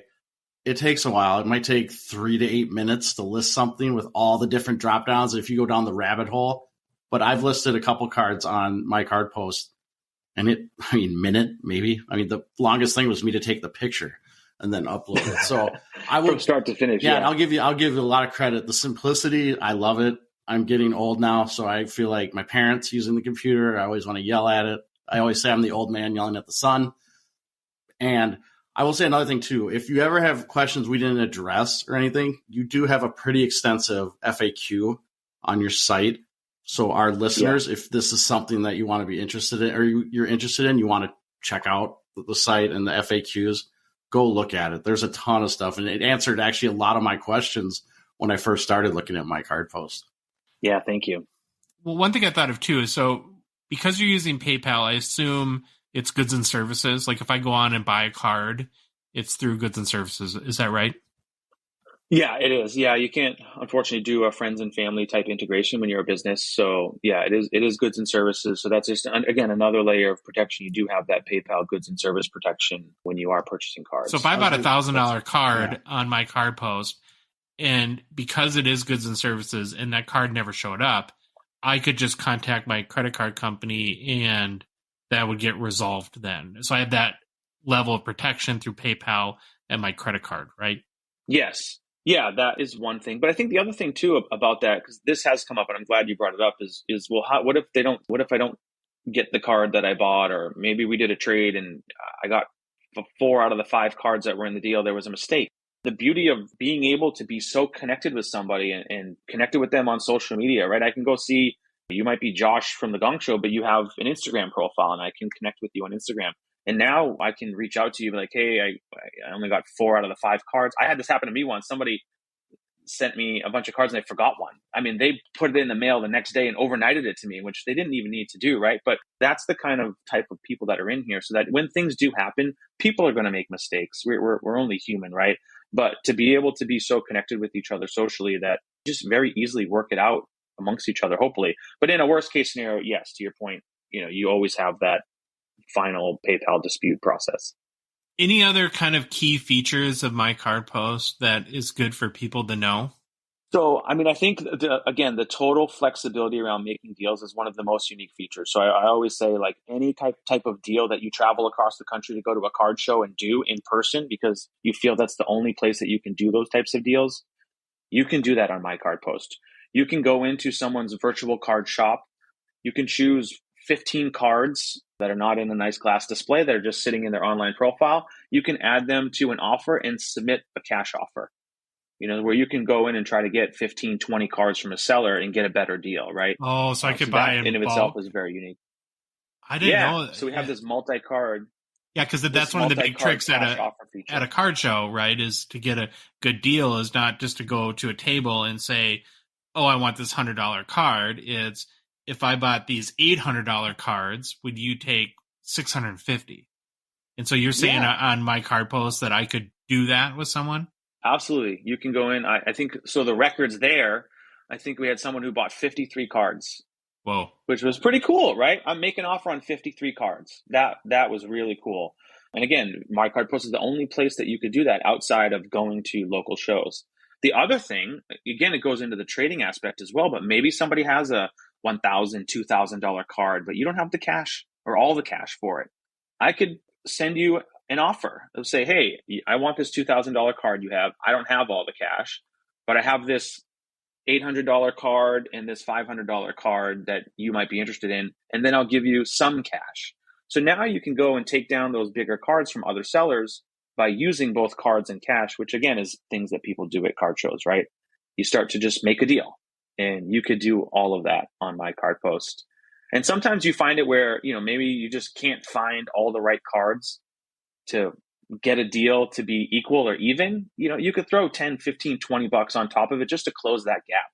Again, to my point earlier around, that's why it's so easy, 3, 5 back and forth, and the deal is done, right? Because you can always just kind of close the gap with a couple dollars to just make the deal whole. Mm-hmm. Are there any new features that you're working on right now that you'll be launching soon on your platform? Yeah. So interestingly enough, I put a poll out on Instagram. We had some ideas around like 5 new features, and it was very clear what the community wanted. So one of the first ones that we'll have next week is we're going to now have verified seller status. So that blue check mark, if you will, which everyone becomes so used to seeing now. So having a set of criteria that allows a seller to be qualified to get verified seller status in My Card Post. Again, another layer of protection around this person is a very reputable seller, and to give people more peace of mind. And I want to continue innovating around here as well, because that trust thing is big. So we're going to have a verified seller process here sometime next week. And the other big one being that this has very much been a hockey card marketplace, and there's a lot of Canadian members, is the ability to add Canadian currency to the marketplace. I've had those deals where someone's sending me comps in CDN and I'm trying to reverse engineer them. It's, we're just going back and forth. So I want to clean that up, make it a lot easier for people to have their own comfortable currency in there, but also have it kind of auto converted for use, just to make those deals and negotiations smoother. Is My Card Post, those are some of the big ones. Is it global, or what countries can you use it in? Right now, it's just the US and Canada. So I figured launch with those two. It's a massive market in of itself. So I wanted to just kind of grow from there. I do recognize that there are other people in other countries who have actually reached out to me that want to join. In some cases where they have like US mailboxes, they were able to join because they have a US mailbox and there's some sort of relay service. I'm not exactly familiar with it, but it will relay the mail back to them. And as long as they're transparent about their location to the buyers and maybe to expect a few extra days in shipping, it's okay. And eventually we'll open it up to all countries. But for now, it's just kind of set up for the US and Canada. Some of the other key features too. So I think the things that people are used to that they expect, right? They want to kind of save their searches and they maybe be notified in the marketplace if something new pops up or is listed. So we're going to be working on some of those things. I love to do some gamification stuff too, right? Where you have badges and achievements and things of these nature. So I have lots of ideas of things that I think would be very unique, just to continue to add to the uniqueness of My Card Post. And so we'll be looking at doing those types of features. I want to solve the bulk uploading problem as well, where people can maybe create a list and do it offline and then just suck 100, 200 cards into My Card Post, automatically list everything. So they don't have to do it one at a time, even though, it is super fast and super easy, but we can even improve that even further. So yeah, I think those are some of the key short-term ones. The big, huge one that everyone wants, I want as well, which is to make My Card Post an app. That's the big one that I would love to do, but that one's going to take a little bit more of a longer timeline. And to get there. And I wanted to just have all these features dialed in the marketplace to be really tight before we go down that path of starting development, because you kind of have to be very stable and not have a lot of changes.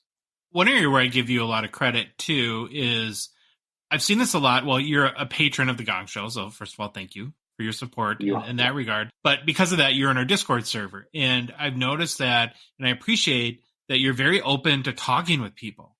And I think I've seen this on Instagram a little bit too, where if people have questions, comments, concerns, ideas for new features, you seem to be really not just receptive to that, but you like to actively engage and have conversations with these people.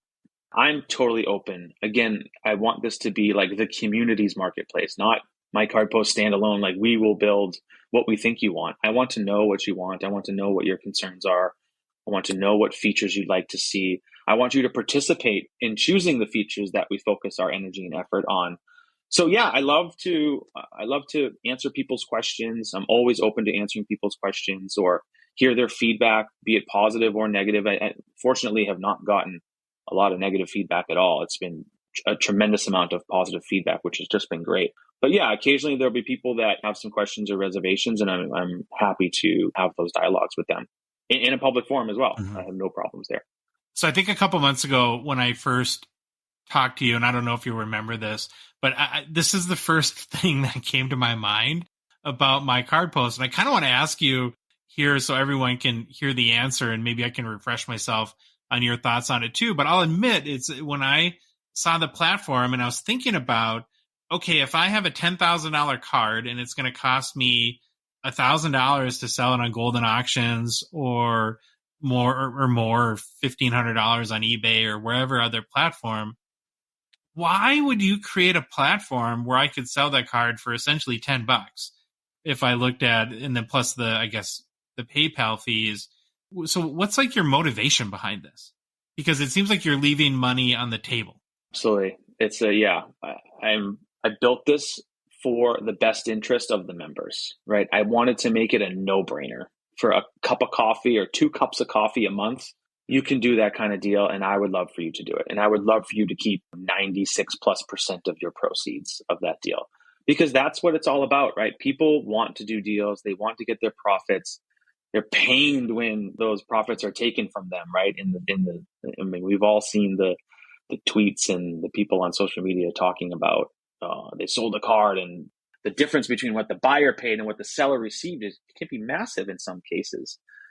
And I'm not a greedy person, and I didn't want this to be about fees and trying to build revenue that way. I just wanted to be happy with a small fixed monthly subscription.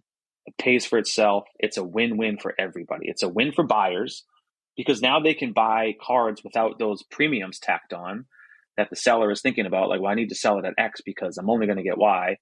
And sellers can list their cards for a little bit less and still make a lot more profit at the end of the day. So again, and for me, I have a revenue stream that's consistent that I can then take and reinvest in the platform to make it better and better and better. There's no reason to take $500 from somebody on a deal. There's just not. It's their cards. It's their hard-earned money. They spent whatever they did to acquire it, or did however many deals to get this card. They should reap as much of the rewards as possible. I'll admit, now that I didn't even know if I believed you at first, but now I do. It's like I actually think that you're a genuine guy, and I don't mean that to be like mean but I just couldn't get past. It's like, how could you where every other company takes such a big cut of these cards, and here's this guy who is like, no, that's okay. I want to put more the money in the bag, or keep it in the hands of the collectors or buyers or sellers, however you want to put it. And I kept thinking for a while, like, well, what's the catch? And I guess to your credit, like I said, I haven't known you for years and years, but we've known each other for a number of months, and you've been on our platform. You seem to genuinely embody that. And I guess we'll let people make their own opinions on that. But I do give you credit in that regard. And it kind of like my follow-up question to that is, so I come from a tech background, and so we would call my card post a market disruptor, right? That was a number of years ago, sort of like a big term. And as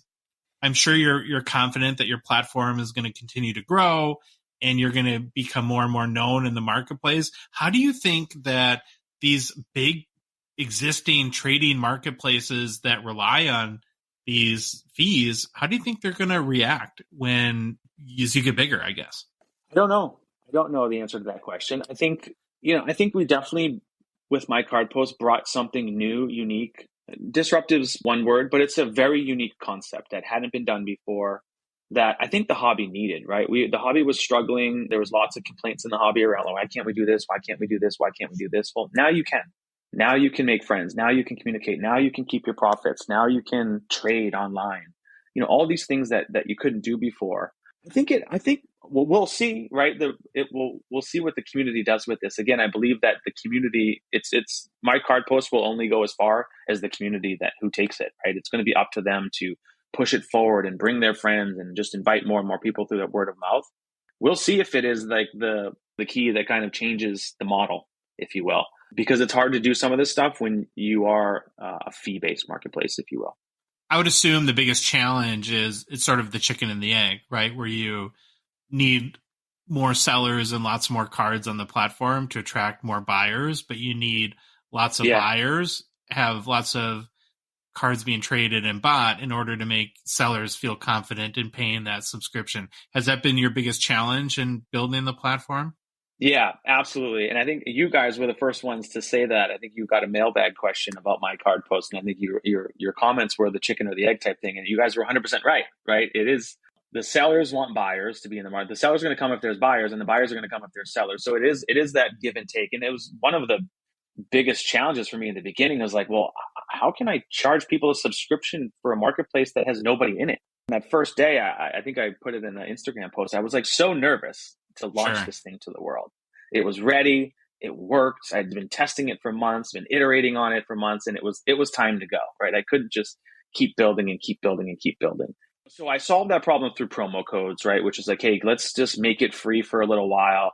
But I wanted to be on top of it, right? Because if it's free and it's open, well, now you're opening up the scammer fraud issue again, right? Because now it's free. Now they can come in and list some cards. And the cool thing about it is in the 6 months, I've only had two instances of a potentially bad actor in the marketplace. And they weren't in there for less than 40 minutes. And, we just kind of kicked them out, turn their accounts off and even refund their money. I don't know if it was a stolen credit card or whatnot, but what's been the biggest surprise, positive surprise in the past 6 months, like that you couldn't have anticipated, but were pleasantly surprised by? Honestly, it's the feedback. It's the feedback from the community. You put something out there, you expect you're going to get a lot of negative feedback about it, or people are going to poke holes at it, or say this stinks. The hobby doesn't need another marketplace. We have enough marketplaces. That was probably my biggest fear going into it, and none of that has come to fruition. I've gotten nothing but just overwhelming positivity, excitement around this marketplace and where it's going to go, right? We just passed 1,000 members. It's not the biggest marketplace on the planet. You're not going to come in here and sell 50 cards in your first week, right? It's going to take time to get to 5, 10, 15, 50,000 members where it's very live, very active, where you do want to hit that buy now button because you're afraid someone else is going to do it, right? So I would say that definitely the positive feedback. I've gotten just so many messages from people like, thank you for building this. Like, this is exactly what we needed. Like, I can't believe how easy it is to use and, all this stuff. So that's probably been the biggest surprise to me, was the fact that people are just welcoming it with open arms and excited about its potential. You have any final questions, Troy, for Mark as from how My Card Post works? Nope, he's hit everything, and I've done a lot of research. I've used the site. I will say I was probably one of the most skeptical people when it comes to new stuff, and I gave it a try, and I'm telling you, it is simple, and I love using it. Even looking at cards is simple. A lot of filters, a lot of search terms. You click on it, it's just, I have everything I need in one screen, basically. I don't have to scroll. I don't have to read a bunch of text that I don't care about. And I love I'll say it again, I love the FAQ on the site because it does answer a lot of stuff. I've really enjoyed playing around and using it and looking at it, talking to Josh, some of the trades he's made and the sales he's made. So I implore, or I would say everyone, if you have an interest in what we've talked about, check it out and see if it's something for you. My last question for you, Mark, is if somebody's on the fence or has been on the fence and doesn't know if they want to give this platform a try, what would your pitch be to them to, I guess, give you a shot? I would say try it. Again, if you are not happy with it, you just send me a message. I will give you your money back. So there's no risk. It's completely risk-free.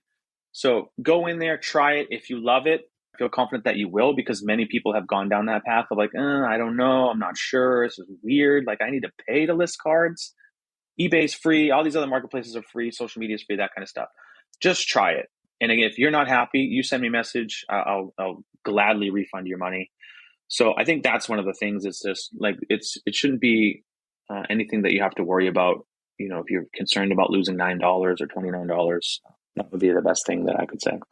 One of the things that I want to sort of close our conversation with is just that I think that it's a good thing when we have entrepreneurship in the hobby and people that are innovating and building new platforms and trying new stuff. And it's kind of funny because I saw there is a pretty popular discussion about my card post, and one of our sponsors, Slab Sharks, they have a pretty big Facebook group.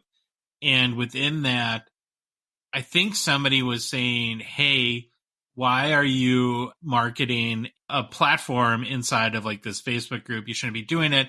And then what I thought was really, and I give Karn Ray, the owner of Slab Sharks, a lot of respect is, and you must have had like pre-approval with him or something like that, because Karn chimed in on the post and he says, well, actually, and I'm paraphrasing here because I don't remember exactly how it went, but that Slab Sharks is a direct competitor to or my card post is a direct competitor to what I do. But I feel that innovation and entrepreneurship is so important in the hobby that I support actually my card post posting in here. And I just thought that was such a cool kind of move by Karn and an approach that he has. And it got me thinking along the lines too, is that we wish you all the best of luck, of course, but we just think that, you know, we want to be part of that too. We want in our show and the platform that we have to support innovators and support people that are trying new things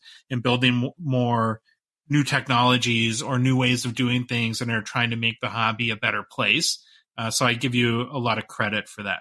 Yeah, thank you. No, I appreciate Karn's comments in there as well. It was very much appreciated. And yeah, I mean, it's what I'm trying to do, right? I'm just one person, make a small improvement in the hobby by building something that can bring people together. And I think that's what's important, right? Again, we all travel across the country to meet people, to build relationships, to make new friends. We should be able to do it online as well. And hopefully we've built the right platform with the right capabilities and the right focus that we can do more of that. If people want more information on my card post or want to give it a shot, want to look at the cards that you have for sale or for trade, where do they do that? Yeah, so for what I have listed on the site, it's just mycardpost.com/Mark, M-A-R-K. That's where you'll find my personal card shop on the site. But, you know, you can reach me on the mycardpost Instagram, which is at mycard_post, or my personal Instagram is at Mark Hill Cards. So I'm available on any of those channels. You can message me on my card post. We have an integrated chat messenger feature within the platform. We didn't talk about that, but you know, you could easily send me a message on there, and I'm happy to answer any questions people have or concerns. You know, I'm open anytime. Okay, so if you're interested in more information, just go to mycardpost.com and you can find more info there. Well, thanks a lot, Mark. We really appreciate you taking the time to come on the show, and best of luck in building your platform. We're rooting for you. Appreciate it. Thanks, guys. Thanks for having me. Okay, we're back. You learned anything in that conversation? Was it interesting? I hope I learned something because I was in the conversation yesterday or whenever we recorded. I'll just go to this as what I really like gravitate to when we talk about my card post. I like this. I love the simplicity. I love innovation. I love taking a different approach to a marketplace with the sellers paying a monthly fee. Because if you really think about it, if you sell a lot, you can save a ton. Now, let's be all honest and disclosure and everything. It's a newer platform. You're not going to have billions of users like eBay. Just remember that. They are still growing. They're still getting new users. I think he mentions in the interview how many users or did he say users or how many transactions? They've hit some milestones. But it's one I of think 1,000 subscribers, something like that is what he paid, said. yeah, paid sellers or subscribers. Yeah, so it's a growing platform. We've used it. We've done successful transactions. So just remember that it's still growing. And I would love to get our listeners, if you have any feedback on it or what you guys think about it. Oh, for sure. And Mark would want to know that. I just appreciate him so much. And I really root for him because I think he's very genuine. He is a hockey collector. So that puts him in my good graces, I guess, right out of the gate. And he really wants this to be a good thing for the hobby. Like you said, he's not real greedy. And I had pressed him on that in our private conversations before this, because I'm like, you want to kind of feel someone out and see what they're all about. And so he just seems like a really great guy who cares about the hobby and thinks that he's come up with a better way to move your cards or trade or connect with people. So again, wish him the best of luck there. Okay, Troy, new product releases. We have an e-Pack exclusive coming up that you looked into. We do, an e-Pack exclusive. We have 2021-22 Fleer Ultra is coming out. It's e-Pack exclusive, releases on June 7th. I actually was pretty impressed with all the comments we got on the Instagram story about this release. And I will say some were very positive, some were extremely negative, and then we had a good mix of in the middle. So it seems like there is a lot of interest in this product. So let's look at the basics. First, we have the configuration. It's 8 cards per pack, 15 packs per box, 10 boxes per case. Now remember, again, e-Pack. This is under the e-Pack platform. The highlights of the set is a 250 card digital base set with 3 levels of stacking parallels. The base set features 50 top rookies from 2021-22. And then if you look at the base set, there's 5 different parallels. They have the red foils numbered to 91. Green foils are numbered to 25. Gold spectrums are 101s. And they have printing plates. And then they have the ultra rare base set, Lucky 13 rookies. And what this is, I have no clue what that was. So it's the classic Fleer Ultra variation featuring players selected in the top 13 of their draft class. I'm wondering if that 13, I don't know the set well enough. I do know the Avengers Fleer Ultra release that came out and I'm a huge fan of, but I don't know if in the past the top 13 was a thing.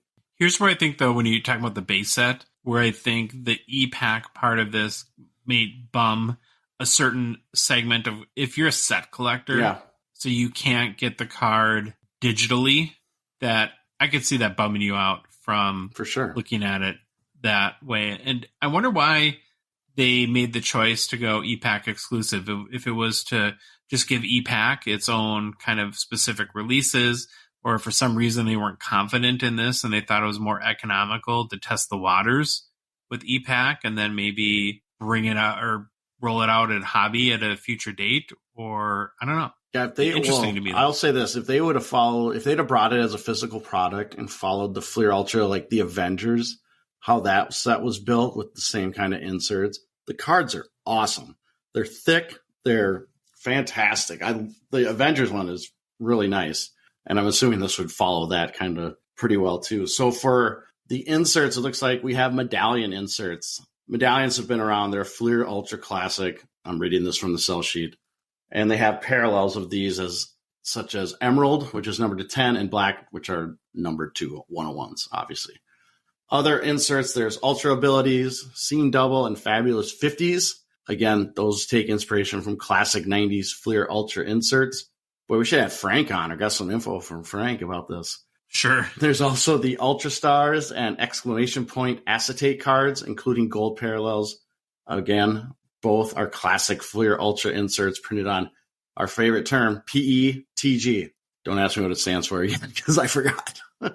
There's basically just acetate, right? That's the fancy way of saying that. Yeah, I think Billy would be disappointed in us because he spent so much time explaining that to us. There's also rare themed inserts like Scoring Kings, which are the top goal scorers, Slot Machines, which are the grinders, and the Premier Padmen, which are goaltenders. And I will say I love when goaltenders get their own special inserts. So I will definitely be checking out what those look like.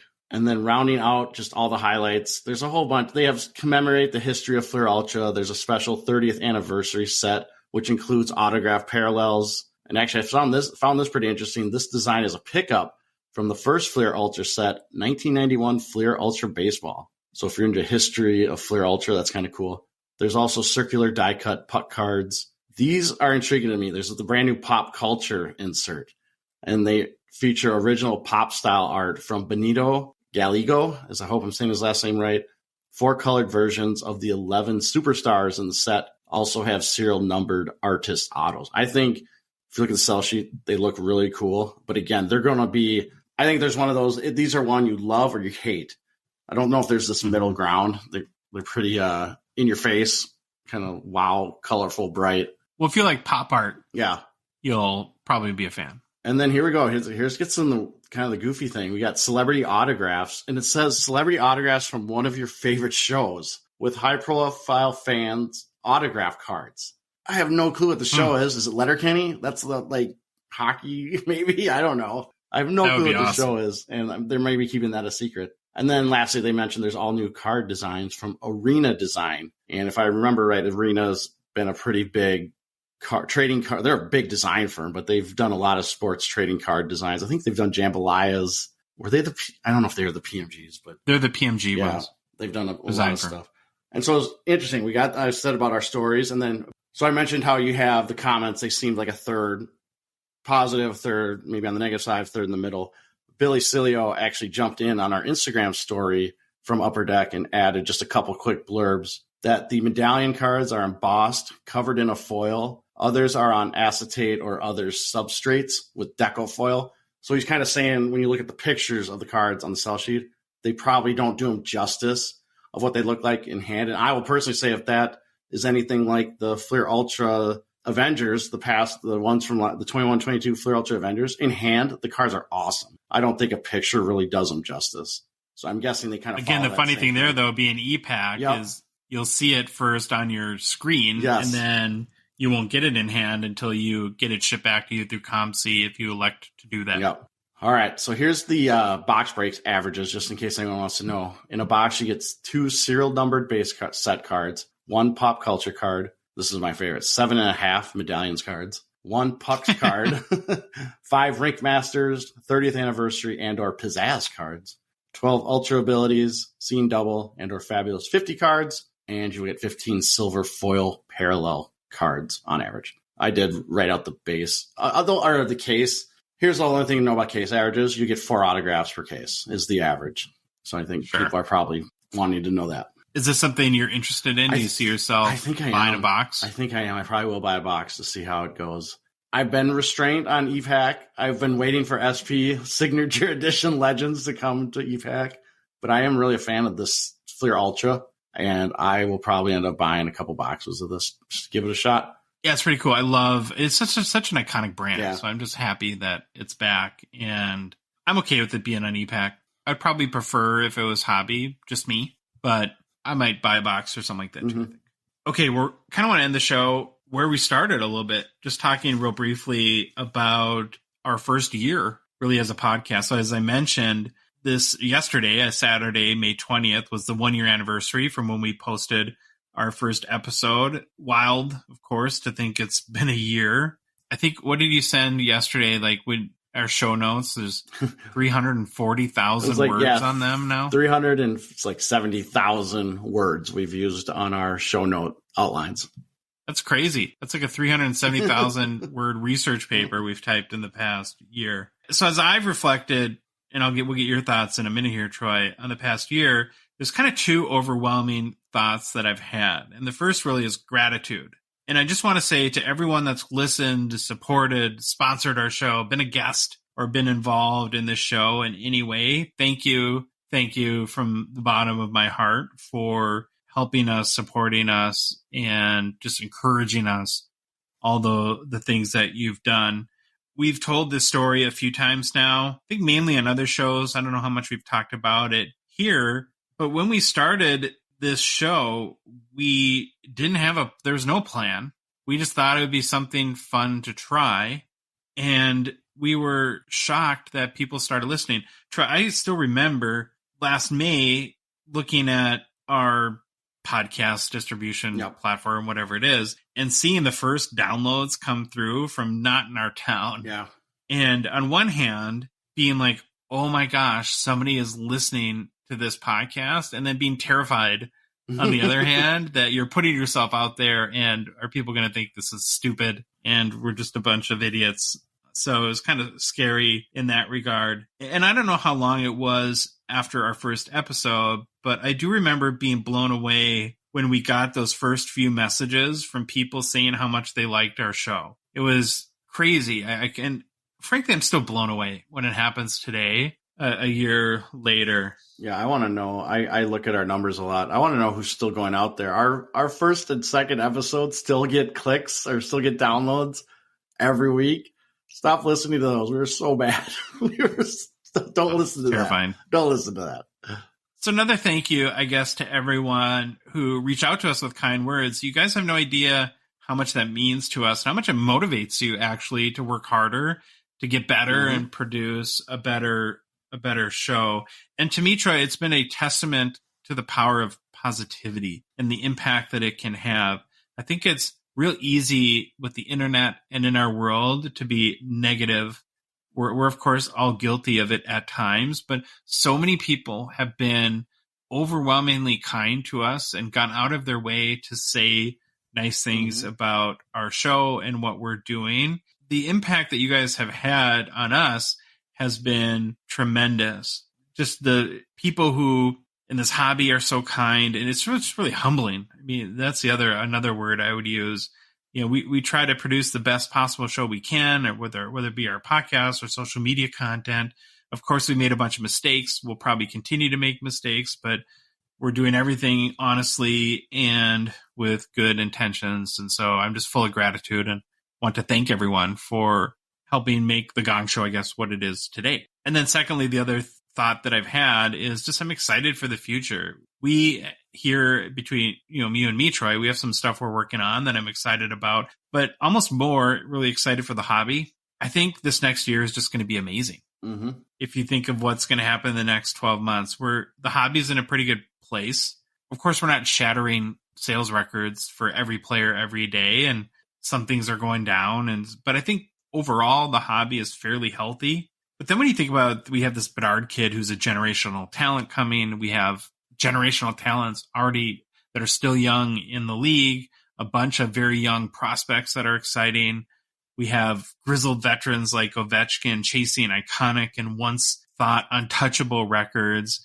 Man, what a year it's just going to be this next year, especially in the hobby with the changes to flagship. And I'm sure all Upper Deck is doing to help usher the excitement of Connor Bedard coming in. And I think of a lot. There's a mentor of mine who, since probably the day email came out, has had the same footer in his email. And it's every email you get from him ends with the best has yet to come. And so I really believe that for our show, the best is yet to come. And I hope for all of you that are listening, the best is yet to come. And so thank you all for just an amazing year. Anything to add?